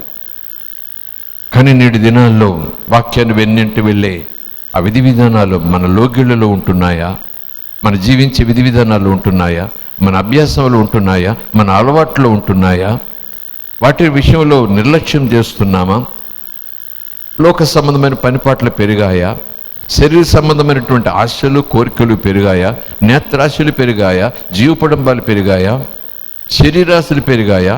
ఇవే కదా మనల్ని పడగొట్టేవి, ఇవే కదా మనల్ని దేవునికి దూరం చేసేవి, ఇవే కదా ప్రభు యొక్క ప్రేమలోంచి మనం తొట్టిల్లేలాగా చేసేవి, ఇవే కదా మనలను లోకాన్ని అనుసరించేవారిగా చేసేవి, ఇవే కదా మనలను శరీరాన్ని అనుసరించేవారిగా, శరీరానుసారులుగా మనం చేసేవి. కానీ ప్రభు చెప్తున్నాడు, మనం శరీర సంబంధులం కాదు, శరీరాన్ని అనుసరించే వారిగా మనం అనకూడదు, మనం ఆత్మ సంబంధులం, ఆత్మను అనుసరించి వెళ్ళాలి. ఆయన మాటే ఆత్మ, ఆయన వాక్యమే ఆత్మ, ఆయన వెలుగే ఆత్మ, ఆయన వెన్నట్టు వెళ్ళాలి, ఆయన వాక్యం వెనక వెళ్ళాలి. ఈ ప్రయత్నం మనం చేయాలి.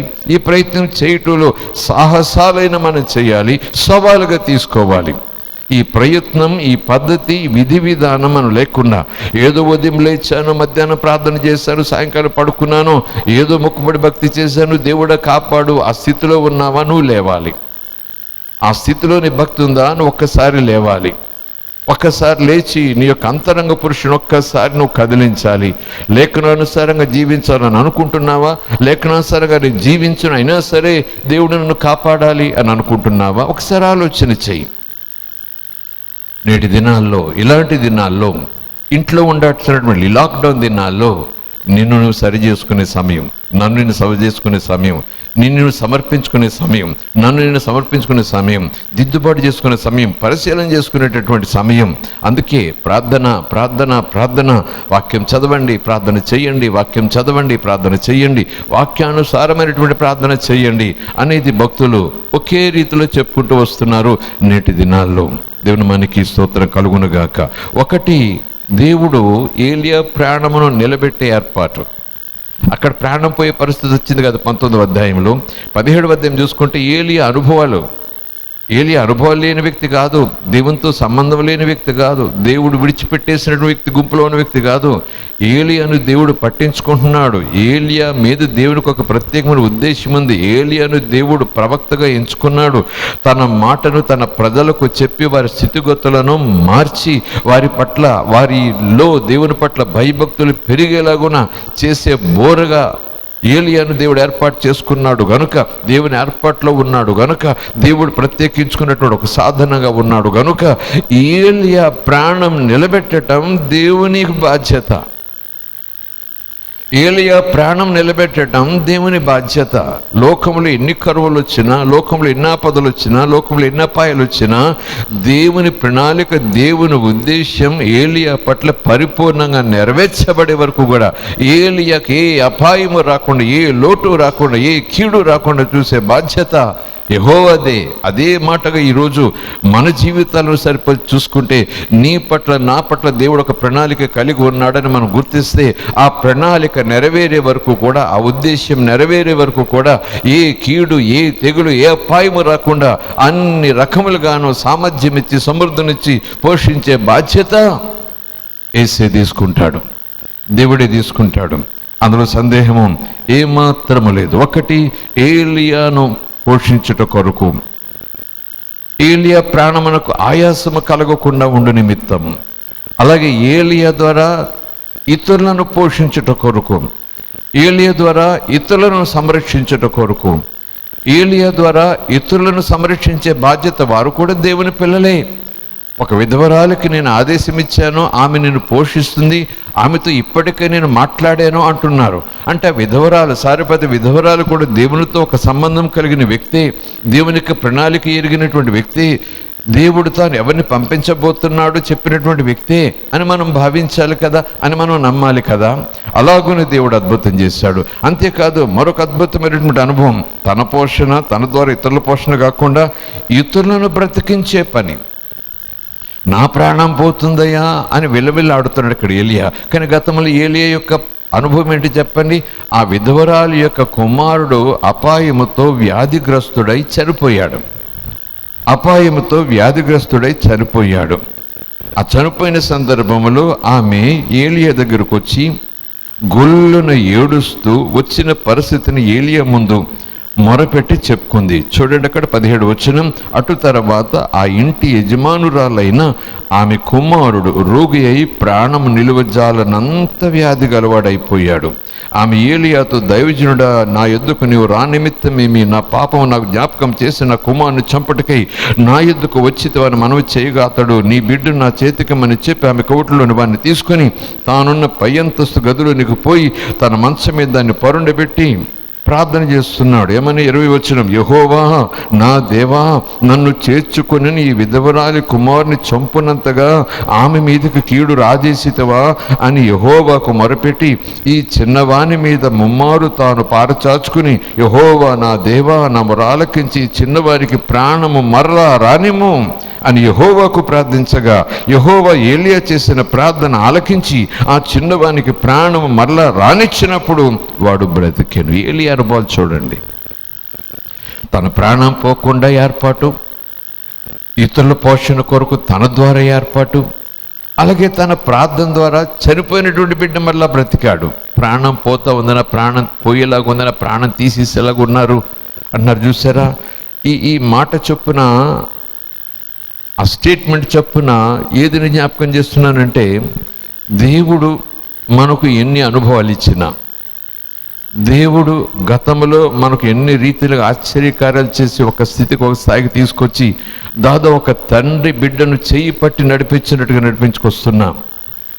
పరిస్థితుల ప్రభావం వల్ల దేవుడు చేసిన అనుభవాలు, దేవుడు చేసిన మెలులు, దేవుడు మనకిచ్చిన విశ్వాసం ద్వారా మనం పొందుకున్నటువంటి సామర్థ్యపు ఆ ఆశీర్వాదాలు ఎన్నెన్నున్నా సరే, ఈ పరిస్థితుల వైపు ఎప్పుడు ఎక్కువ చూస్తామో, ఈ పరిస్థితుల గురించి ఎప్పుడు మనం ఆలోచన చేస్తామో, ఆ పరిస్థితుల యొక్క తీవ్రత ఏ స్థాయిలో ఉందో అని వాటి గురించే మనం ఎక్కువ వేదన చెందుతామో, ఇవన్నీ కూడా మరుగున పడిపోతాయి. విశ్వాసం బలహీనమైపోతుంది, సామర్థ్యం బలహీనమైపోతుంది. దేవుడు చేయగలడు, దేవుడు నా ప్రాణాన్ని నిలపగలడు, నా ప్రాణం చూచేవారి చేతులను దేవుడు నన్ను రక్షింపగలడు అన్న మాటకు బదులు, అయ్యా నన్ను చంపేసేయి, నీ చేతుల్లో చచ్చిపోవడం నాకు మంచిది, వాళ్ళ చేతుల్లో నేను చచ్చిపోయేలాగా ఉన్నానయ్యా, నా ప్రాణం తీసేస్తారు, ఆ భయంతో నేను పారిపోయి వస్తున్నాను, అరణ్యంలో ఎంత దూరం వచ్చి ఇక్కడ ప్రార్థన చేస్తున్నాను, నా మనవాలకించు, నా ప్రాణం తీసేసుకో, నా ప్రాణానికి అపాయం వచ్చింది. కారణం ఏంటి చెప్పుకున్నాం కదా, యెజెబెలు ఆమె చేతుల్లో పడటం భయంకరం. యెజెబెలు చేతుల్లో పడటం భయంకరం. ఆమె హింసించే తీరు, నీ ప్రవక్తలు ఆమె హింసించిన తీరు నేను విన్నాను. ఆమె చేతుల్లో పడుట కన్నా, ఆమె చేతుల్లో ఆ హింస అనుభవించి నేను చనిపోవటం కన్నా ముందుగానే నాకు చావు వస్తే మంచిది, ముందుగానే నా ప్రాణం తీసేసుకో అంటున్నాడు. కనుక ఈ రక్షించగలిగిన సామర్థ్యం, తప్పించగలిగిన సామర్థ్యం, పోషించగలిగిన సామర్థ్యం, తన ప్రార్థన ద్వారా ఇతరులను బ్రతికించే సామర్థ్యం, ఇతరుల ప్రాణాన్ని నిలబెట్టే సామర్థ్యం ఉన్నటువంటి దేవుడు ఆమె చేతుల్లోంచి తప్పించగలడు.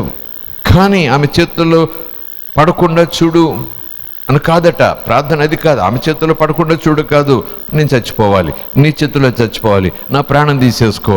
తప్పక ఆమె నన్ను పట్టుకుంటుంది, తప్పక ఆమెకి నేను దొరికేస్తాను, తప్పక ఆమె నన్ను పట్టుకుంటుంది, ఆమె చేతుల్లో పడతాను, తప్పక ఆమె నన్ను పట్టుకుంటుంది అని నమ్మిక ఎక్కువ ఉంది. ఆమె చేతుల్లో నుంచి ప్రభు నన్ను తప్పించగలడు అనే నమ్మిక కన్నా, ఆమె చేతుల్లో పడకుండా దేవుడు నన్ను కాపాడగలడు అనే గడిచిన అనుభవాల ద్వారా వచ్చినటువంటి నమ్మిక కన్నా, ఆమె సామర్థ్యం ఎంతంటే, యెజెబెలు యొక్క రాణి సామర్థ్యం ఎంతంటే, ఎక్కడ ఉన్నా పట్టేస్తుంది. ఆమె సామర్థ్యం మీద ఎక్కువ నమ్మకం వచ్చేసింది ఈయనకి.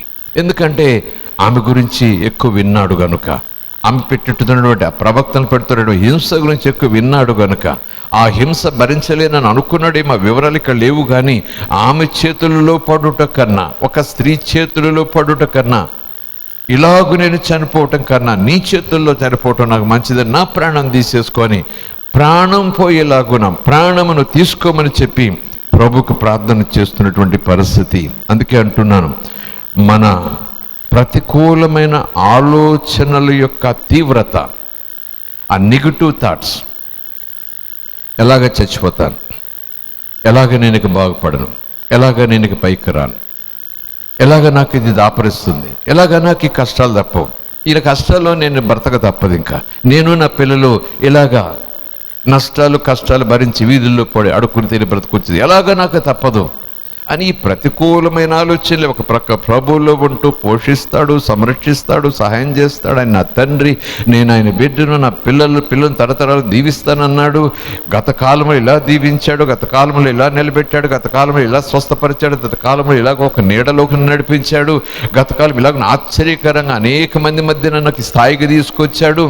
అవన్నీ మర్చిపోయి ప్రస్తుతం ఉన్న పరిస్థితుల యొక్క తీవ్రతను బట్టి, ఆ ప్రతికూలమైనటువంటి ఆలోచనల దాడిని బట్టి మనం ఒక్కొక్కసారి ఆయన సామర్థ్యాన్ని, ఆయన ప్రణాళికలు, ఆ స్థితిగతులను మనం మర్చిపోయి ఉన్న పాటును కృంగిపోయి బేలగా ప్రార్థన చేస్తాం. వాక్యానికి వ్యతిరేకంగా మనం ప్రార్థన చేస్తాం. ఏలియా అదే రీతిలో ఉన్నాడు. ఏలియా అనుభవాలు లేనివాడు కాదు, దేవునితో అద్భుతమైన అనుభవాలు కలిగి ఉన్నాడు. ఏలియాల ద్వారా ఎన్నో అద్భుతాలు దేవుడు చేశాడు. రెండో మాటగా చూస్తే ఏలియా అనుభవాల్లో రెండో భాగంగా చూస్తే ఏలియా ప్రార్థనకు దేవుని జవాబులు ఎంత అద్భుతంగా ఇచ్చాడు. ఏలియా ప్రార్థన చేస్తే దేవుడు ఎంత అద్భుతంగా జవాబులు ఇచ్చాడు. యాకోబు పత్రికలు యాకోబు భక్తుడు కూడా అంటాడు నూతన నిబంధనలో, ఏలియా ప్రార్థించగా దేవుడు వర్షాన్ని ఆపేశాడు. ఏలియా మరలా ప్రార్థించగా దేవుడు మరలా వర్షాన్ని పంపించాడు. 3.5 సంవత్సరాలు వర్షాన్ని ఆపేశాడు. ఏలియా ప్రార్థించగా. ప్రార్థన గురించి మాట్లాడతాడు యాకోబు భక్తుడు 5వ అధ్యాయంలో చివరి వచనాలు మనం అది చూస్తాం. ఇక్కడే ఇవి వచ్చిన భాగాల దగ్గర తీసుకొస్తే ఏలియా ప్రకటించగా, ఏలియా ప్రవచనం చెప్పగా, యెహోవా జీవము తోడు, ఈ కాలములో వర్షము కురవదు, హిమము మంచు కూడా రాదు అని చెప్పిన మాటను బట్టి 3.5 సంవత్సరాలను అక్కడ యాకోబు అంటున్నాడు కదా. సంవత్సరాలు ఎక్కడ కాదు, కానీ ఏలియా ప్రార్థించగా, ఏలియా ప్రకటించగా, ఏలియా మాట్లాడగా అహాబు రాజుతో, ఏలియా ప్రకటించగా, దేవుడు ప్రకటించినట్టుగా, దేవుడు ప్రకటించమన్నట్టుగా, దేవునికి ప్రతినిధిగా, దేవుని నోట బూరగా ఆ మాట ప్రకటించగా ప్రార్థనకు జవాబు. వర్షం కురవలేదు, మంచు రాలేదు. మరొకసారి చూస్తే 18వ అధ్యాయంలో చూస్తే దేవుని అగ్ని దిగి వచ్చినటువంటి సందర్భం ఇందాక చెప్పుకున్నాం కదా. ఆ బయలు ప్రవక్తలందరూ కూడా వారి వారి రీతుల్లో హాహాకారాలు చేశారు, వారి శరీరాలు కోసుకున్నారు. ఉదయం నుంచి సాయంకాలం వరకు కూడా నాట్యాలు చేశారు, వాయిద్యాలు వాయించారు, కేకలు వేశారు. ఏలి అంటనే ఉన్నాడు, నిద్రపోతున్నాడేమో గట్టిగా కేకలు వేయండి, దూరంగా ఉన్నాడేమో గట్టిగా కేకలు వేయండి అని అంటూనే ఉన్నాడు. ఎక్కడ కూడా అగ్ని రాలేదు, బలిపశు మాంసము అంగీకరించబడలేదు. ఆ తర్వాత ఏలియా ప్రార్థించగా 18వ అధ్యాయం చూద్దాం, చూడండి. అక్కడ 36వ వచనం చూస్తే, అస్తమయ నైవేద్యము అర్పించు సమయమున ప్రవక్తయకు ఏలియా దగ్గరకు వచ్చి, ఎక్కడికి? బలిపీఠం దగ్గరకు వచ్చి ఇలాగూ ప్రార్థన చేశాను, యెహోవా అబ్రహాము ఇస్సాకు ఇశ్రాయేలీయుల దేవా, ఇశ్రాయేలీయుల మధ్యన నీవు దేవుడివై ఉన్నావనియు, నేను నీ సేవకుడినై ఉన్నాననియు, ఈ కార్యములన్నీ నీ సెలవు చేత చేసితేననియు ఈ దినమున కనపరచుము.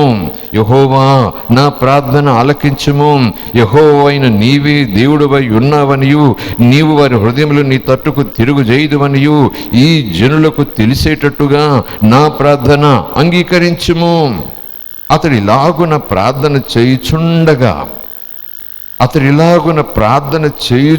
ఉండగా యెహోవా అగ్ని దిగి దహన బలి పశువులను, కట్టెలను, రాళ్లను, బుగ్గిని దహించి కందకమందున్న నీళ్లను ఆరిపోజేశాను.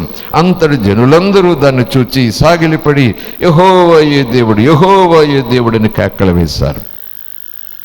ఏలియా ప్రార్థించగా, ఏలియా మాట్లాడగా విధవరారింట్లో కరువే లేదు.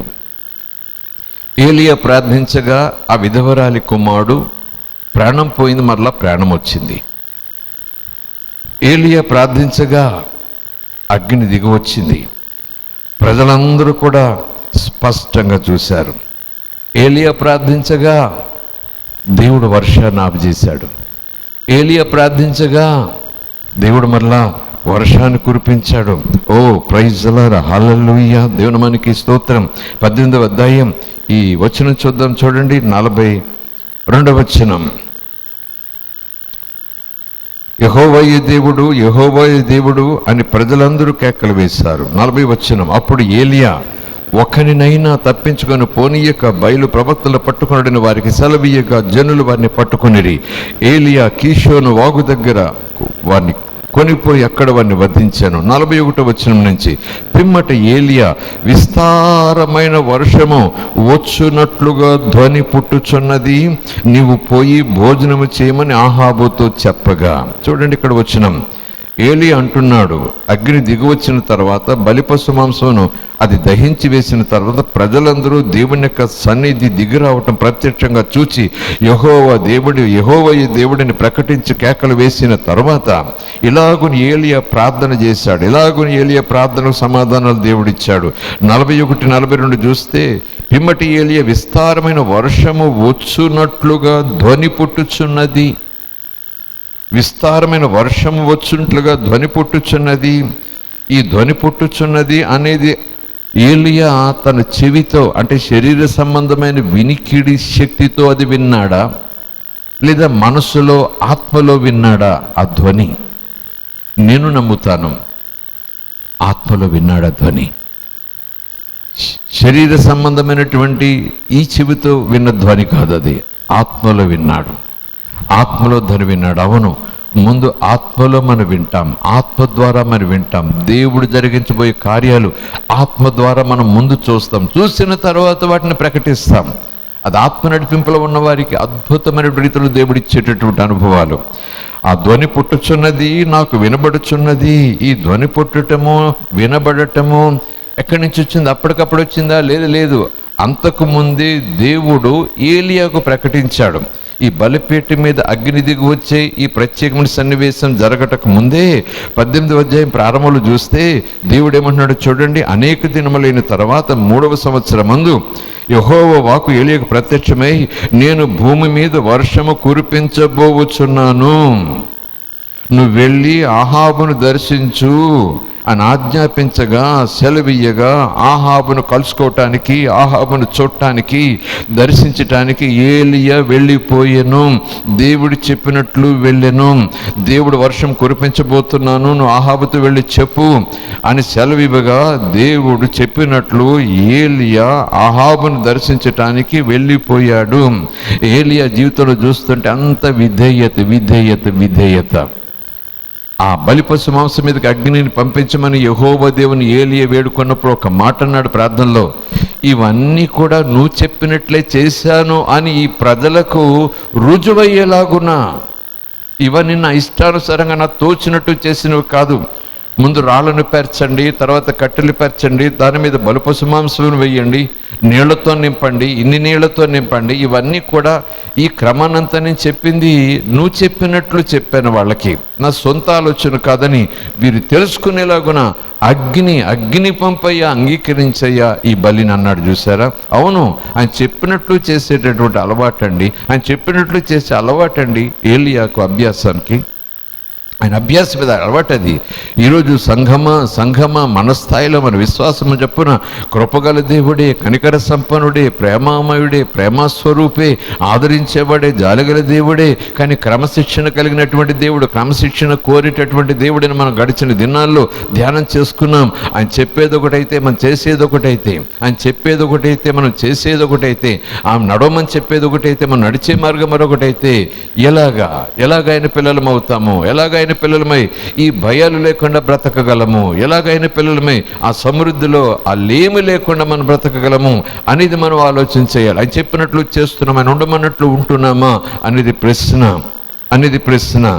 ఏలియా యెహోవా సెలవిచ్చినట్టుగా ఆహాబును కలుసుకోవటానికి వెంటనే వెళ్ళిపోతూ ముందుగా ప్రభు చెప్పారు, నేను భూమి మీదకు వర్షము కురిపించబోచున్నాను. ఆ మాట పట్టుకుని, ఆ సమాచారం పట్టుకుని ఏలియా ఆహాబును కనుక్కోవటానికి వెళ్ళాడు. వెళ్ళిన తర్వాత ఈ 2 తలంపుల గురించి, ఈ సన్నివేశాలు, ఈ సందర్భాలు, ఈ సంభాషణలు, ఈ సవాళ్ళన్నీ వచ్చాయి. ఆ తర్వాత బలిపశు మాంసాలు అగ్ని దిగి రావటం ఆ తర్వాత జరిగింది. ఇవన్నీ జరిగిన తర్వాత ప్రజలందరూ కూడా యెహోవా దేవుడిని ప్రకటించిన తర్వాత ఏలియా అంటున్నాడు, ఆ ధ్వని నాకు వినబడుతుంది. ఎందుకంటే ఇవన్నీ జరగటానికి ముందు ఏలియాకు యెహోవా చెప్పాడు, నేను పంపించబోతున్నానని. ఆయన ఎప్పుడు పంపిస్తాడో, పంపించబోతున్నాను, కానీ ధ్వని నాకు వినబడుతున్నది అన్నాడంటే అది చాలా సమీపంగా వచ్చేసింది ఆ కార్యం. దేవుడు చెప్పినటువంటి మాట జరిగేటటువంటి సన్నివేశం చాలా దగ్గరికి వచ్చేసిందంటే ప్రజలందరూ యెహోవాను మహింపరిచారు, ప్రజలందరూ యెహోవా వైపు తిరిగారు, ప్రజలందరూ యెహోవాను ఘనపరిచారు, ప్రజలందరూ కూడా చీకటిని దూరం చేశారు, ప్రజలందరూ కూడా ఆ యొక్క అన్య బలిపీఠాలను దూరంగా పెట్టేశారు. యెహోవాయే దేవుడు, యెహోవాయే దేవుడు, ఆయనే నిజమైన దేవుడు, ఆయనే మా దేవుడు అన్నట్టు కూడా ప్రకటించిన తర్వాత ఆ ధ్వని వెంటనే ఏలియాకి వినబడింది. అవును, దేవుడు ప్రవచిస్తాడు, దేవుడు ప్రవచనం చెప్తారు, ప్రవచింపజేస్తారు. ఇదిగో నేను పంపించబోతున్నాను, ఇదిగో నేను ఇలా చేయబోతున్నాను, ఇదిగో నేను అలా చేయబోతున్నాను అని. ఆ ప్రవచనానుసారంగా మనం ముందుకు వెళ్ళిన తర్వాత దేవునిని మహింపరిచేలాగున్న దేవుని తట్టు తిరిగి, దేవుని మార్గం వైపు తిరిగి, ఆ ప్రవచన పలికించిన దేవుని పట్ల భయభక్తులు కలిగి ఆయన మహిమను చూస్తూ ఆయన మహిమ కొరకు జీవించడం ప్రారంభిస్తే ఆ ప్రవచనం నెరవేరే కాలం దగ్గరైపోతుంది. ఆ ప్రవచనం నెరవేరేటటువంటి సందర్భం దగ్గర అవుతుంది, అతి సమీపం అయిపోతుంది. అది త్వరగా జరిగేటటువంటి ఏర్పాట్లు జరుగుతాయేమో అని నేను నమ్ముతున్నాను. యెహోవాను వారు మహింపరిచారు, యెహోవా వైపు తిరిగి వారు కేకలు వేశారు. వెంటనే ఏలియా అంటున్నాడు, ఆ ధ్వని నాకు పుట్టుచున్నది, ధ్వని నాకు వినబడుచున్నది అని అన్నాడు. ఆ తర్వాత ఏం చేశాడు? ప్రార్థన చేశాడని ఎక్కడుంది? 42 వచనం. ఆహాబు భోజనం చేయబోయాను కానీ ఏలియా కర్మెలు పర్వతం మీదకి పోయి నేల మీద పడి ముఖము మోకాళ్ళ మధ్య ఉంచుకొనును. ముఖం మోకాళ్ళ మధ్య ఉంచుకోవటం అంటే ప్రార్థనలో ఒక భంగ్యం అది. అలాగున ప్రార్థన చేసే ఒక అలవాటు అది. నేల మీద పడి ముఖము మోకాళ్ళ మధ్య ఉంచుకొనెను. ప్రార్థన చేయటం ప్రారంభించాడు. తరువాత అతడు తన దాసును పిలిచి, నువ్వు పైకి పోయి కొండపైకి పోయి సముద్రం వైపు చూడమనగా వాడు మెరక ఎక్కి పైకి ఎక్కి పార చూసి ఏమీ కనబడలేదనగా అతడు ఇంకా 7 మార్లు పోయి చూడమని చెప్పాను. 7వ మారు అతడు చూచి, అదుగో మనిషి చెయ్యి అంత చిన్న మేఘం సముద్రం నుండి పైకి ఎక్కుచున్నదనెను. అప్పుడు ఏలియా, నీవు అహాబు దగ్గరికి పోయి నువ్వు వెళ్లకుండా వర్షం నేను ఆపకుండానట్లు నీ రథమును సిద్ధపరచుకొని పొమ్మని చెప్పుమని వాణిని పంపాను. అంతలో ఆకాశం మేఘములతోనూ గాలి వానతోనూ కారు కమ్మెను, మోపైన వాన కురిసిన గనుక ఆహాబు రథం ఎక్కి ఇజ్రాయేలునకు వెళ్ళిపోయాను. దేవునికి స్తోత్రం. ఏలియా ప్రభు దగ్గర మనవి చేసుకున్నాడు, నా ప్రాణం పోయే పరిస్థితి వచ్చిందయ్యా, నా ప్రాణం పట్టుకుపోయేలాగున్నారయ్యా, నన్ను చంపేసేలాగున్నారయ్యా, నా ప్రాణం కోసం వాళ్ళు చూస్తున్నారయ్యా, వాళ్ళ చేతిలో పడుట కన్నా నీ చేతిలో పడుట నాకు మంచిదయ్యా, నువ్వు నా ప్రాణం తీసేసుకోవయ్యా అని ప్రాణం గురించి ఎంత దీనుడైపోయి, ఎంత భయంతో, ఎంత కలవరంతో ఎలా మాట్లాడుతున్నాడో. కానీ ఆయన అనుభవాలు చూస్తుంటే, వెనక అధ్యాయాలకు వెళ్ళి ఆయన జీవితంలో అనుభవాలు చూస్తుంటే, ఆయన ప్రాణం నిలబెట్టడం కోసం, ఆయన ద్వారా ఇతరుల ప్రాణం నిలబెట్టడం కోసం, ఆయన ప్రార్థన ద్వారా ఇతరుల ప్రాణం తిరిగి పోయటం కోసం దేవుడు అద్భుతంగా ప్రార్థనలు ఆలకించాడే. ఆ బలిపీఠం మీదకి, పశుమాంసం మీదకి అగ్నిని పంపించాడే. ఏలియా ప్రార్థించగా మరలా వర్షం వచ్చేలా చేశాడే. దేవునికి స్తోత్రం కలుగునుగాక. ఎన్ని అనుభవాలున్నా, ఎన్ని రకాల అనుభవాలున్నా, మనము ప్రతికూలమైన ఆలోచనలతో భయాలు పెట్టుకుంటూ, భయాలు వచ్చే మార్గాలు తెరుచుకుంటూ, భయాలను ఎక్కువ చేసే ఆలోచనలతోనే మనం ఉన్నట్లయితే ఈ దేవుడు ఎన్ని మేలులు చేశారు, మన ప్రార్థనలకు ఎన్ని రీతిలుగా గతంలో అనుభవాలు సమాధానాలు ఇచ్చినా అవన్నీ మరుగున పడిపోతాయి. దేవుడు సామర్థ్యం కలిగిన వారిని నమ్ముతాము, ప్రార్థనలో కొనసాగుతాము. ఎందుకంటే దేవునికి ప్రార్థన చేస్తున్నాడు, దేవుని వదిలేదు, దేవునికి ప్రార్థన చేస్తున్నాడు, కనెక్షన్ ఉంటుంది, ప్రార్థన ఉంటుంది. ఆయన సామర్థ్యం ఎరిగి, ఆయనను దేవుడిగా ఎరిగి ప్రార్థన చేస్తాం, కానీ ఆయన సామర్థ్యాన్ని మనం మర్చిపోతాం. ఆయన సామర్థ్యం కన్నా, ఆయన చేయగలిగినటువంటి పనుల కన్నా లోకం ద్వారా వచ్చే ప్రమాదాల యొక్క తీవ్రత మీద మనకు ఎక్కువ నమ్మకం ఉంటుంది. లోకంలో నుంచి వచ్చేటటువంటి ఆ ప్రతికూలతల మీద మనకు ఎక్కువ నమ్మకం ఉంటుంది. కనుక ఆ తండ్రికి, ఆ ప్రభువుకి, ఆ యేసుకే ప్రార్థన మాత్రం చేస్తాం. ఇలాగున అవును, ఏలియా మన వంటి వాడే, మనం కూడా ఏలియా లాంటి వాళ్ళమే.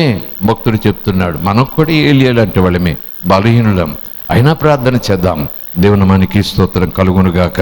ఇన్ని రకాలుగా అనుభవాలను పొందినటువంటి ఏలియా చివరికి ఆ నెగిటివ్ థాట్స్, యెజెబెల్ యొక్క సామర్థ్యం, దేవుని సామర్థ్యం అనుభవాలు చూసుకున్నాం కదా, అది ఏలియాకి తెలుసు.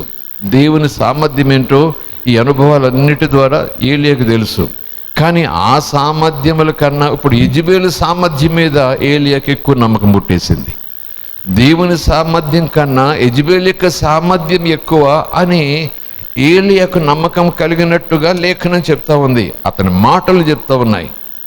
ఆమె నన్ను పట్టుకుంటుంది, ఆమె నేను చేతిలో పడబోతున్నాను, నా ప్రాణాలు తీయటాన్ని వాళ్ళు చూస్తున్నారు, వాళ్ళకి నేను దొరికేస్తాను, ఆమె చేతుల్లో నేను పడతాను, ఇంకెంతో సమయం లేదు, ఏ దేశం వెళ్ళిరా, ఏ పట్టణం వెళ్ళిరా, ఏ గ్రామం వెళ్ళిరా, అందరూ కూడా నా కోసం వెతుకుతున్నారు, నా గురించే మాట్లాడుకుంటున్నారు, ఇలా రాని చెప్పారు, ఎక్కడున్నా పట్టుకోమన్నారు అని చెప్పేసి ఇక ఏదో నిమిషంలో దొరికేసే సమయం ఆసన్నమైంది, నా ప్రాణం తీసే సమయం ఆసన్నమైంది, నా ప్రాణం తీసేవారి చేతుల్లో నేను పడబోతున్నాను, ఇక ఎంతో సమయం లేదు, ఇక నాకు ఓపిక లేదు, ఇక నేను పరిగెత్తలేను, ఈ లోపల నేను నా ప్రాణం తీసుకో అంటున్నాడు ఆయన. అర్థమైంది కదా? ఏదో గొప్ప భక్తిలో ఉన్నాము, అంత భక్తిలో ఉన్నాం కనుక మన భయమే ఉండకూడదు అనకూడదు.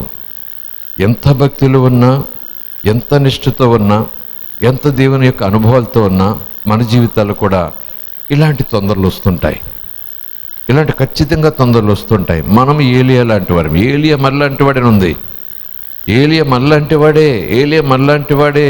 అలాగే ఏలియా అలాగే మనం కూడా గడిచిన జీవితాల్లో రక్షణ పొందిన దినము నుంచి ఈ భయము, ఈ దిగులు, ఈ ఆందోళన వచ్చి కృంగిపోయే వరకు ఆయన కాపాడిన తీరు, ఆయన పోషించిన తీరు, మన ప్రార్థన సమాధానం ఇచ్చిన తీరు, మనల్ని చేపట్టి నడిపించిన తీరు, అవమానాల నుంచి మనం లేవనెత్తినటువంటి తీరు, మన నిరుత్సాహాన్ని కృంగిపోతుండగా మనల్ని బలపరిచి, ధైర్యపరిచి, సంతోషంతో మళ్ళా బ్రతుకుటకు సహాయం చేసినటువంటి తీరులు ఎన్నున్నా సరే ఒక్కొక్కసారి పరిస్థితుల యొక్క సామర్థ్యం, ఆ తీవ్రత, ఆ బలాన్ని బట్టి దాని మీదే మనం ఎక్కువ ధ్యాస ఉంచి ఇగో ఏలియా మాదిరిగానే కృంగిపోతాం, ఏలియా మాదిరిగానే బెంగపడిపోతాం, ఏలియా మాదిరిగానే విరక్తి పెంచేసుకుంటాం.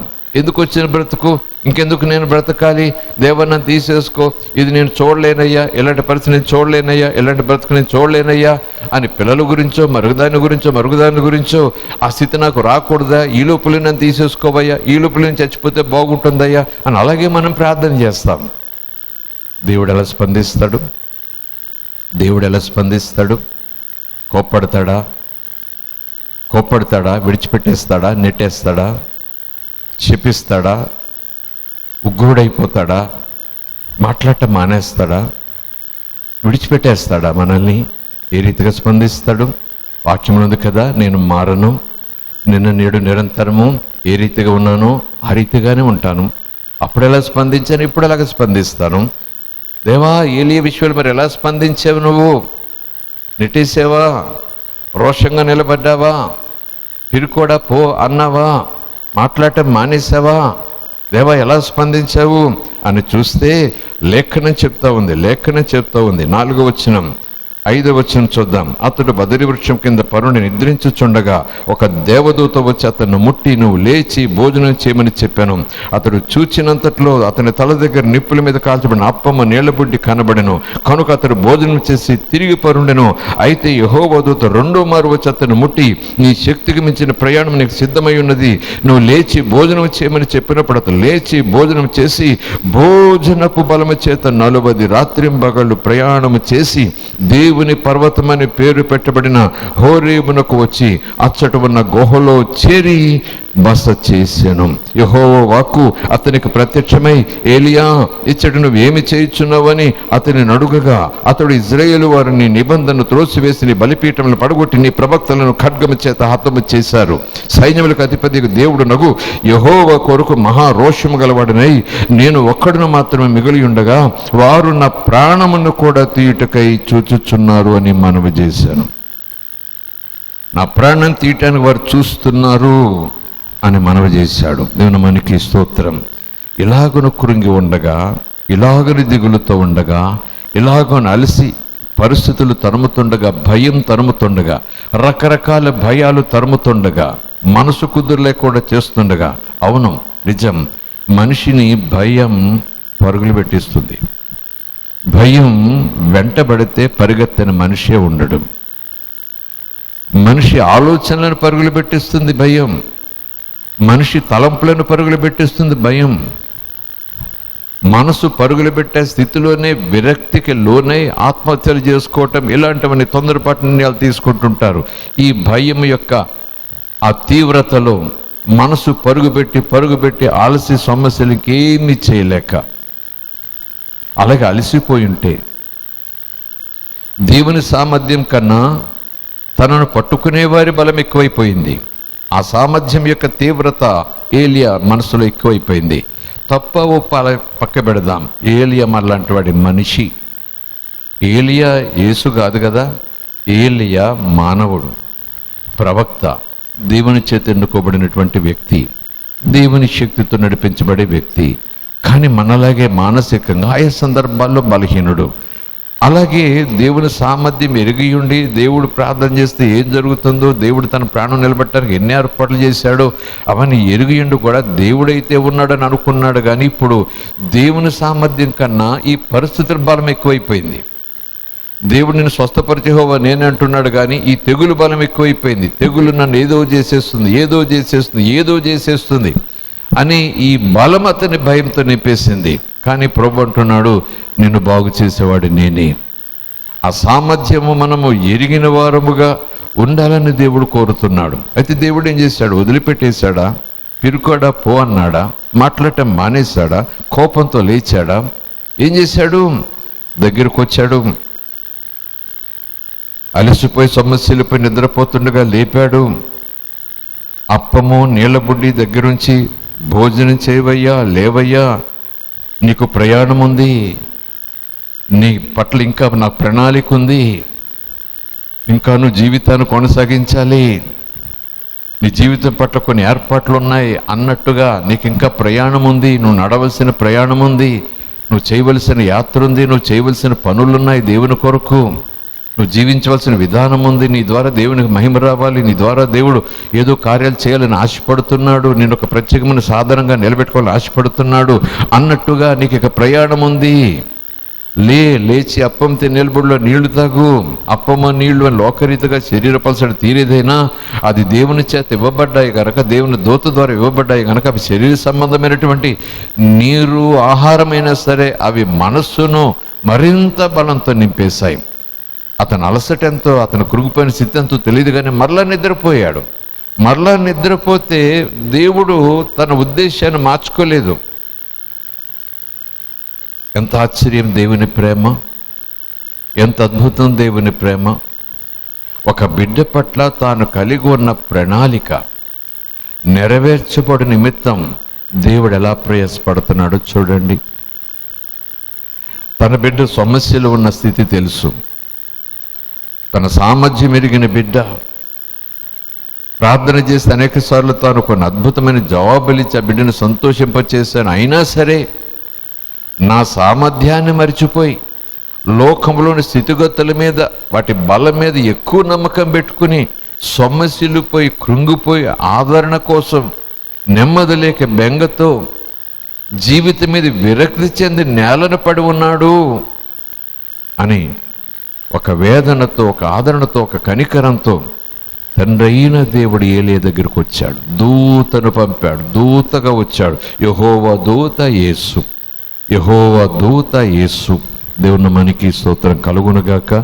ఈరోజు ఆ స్థితిలో, అలాంటి పరిస్థితుల్లో మనం ఉన్నామా?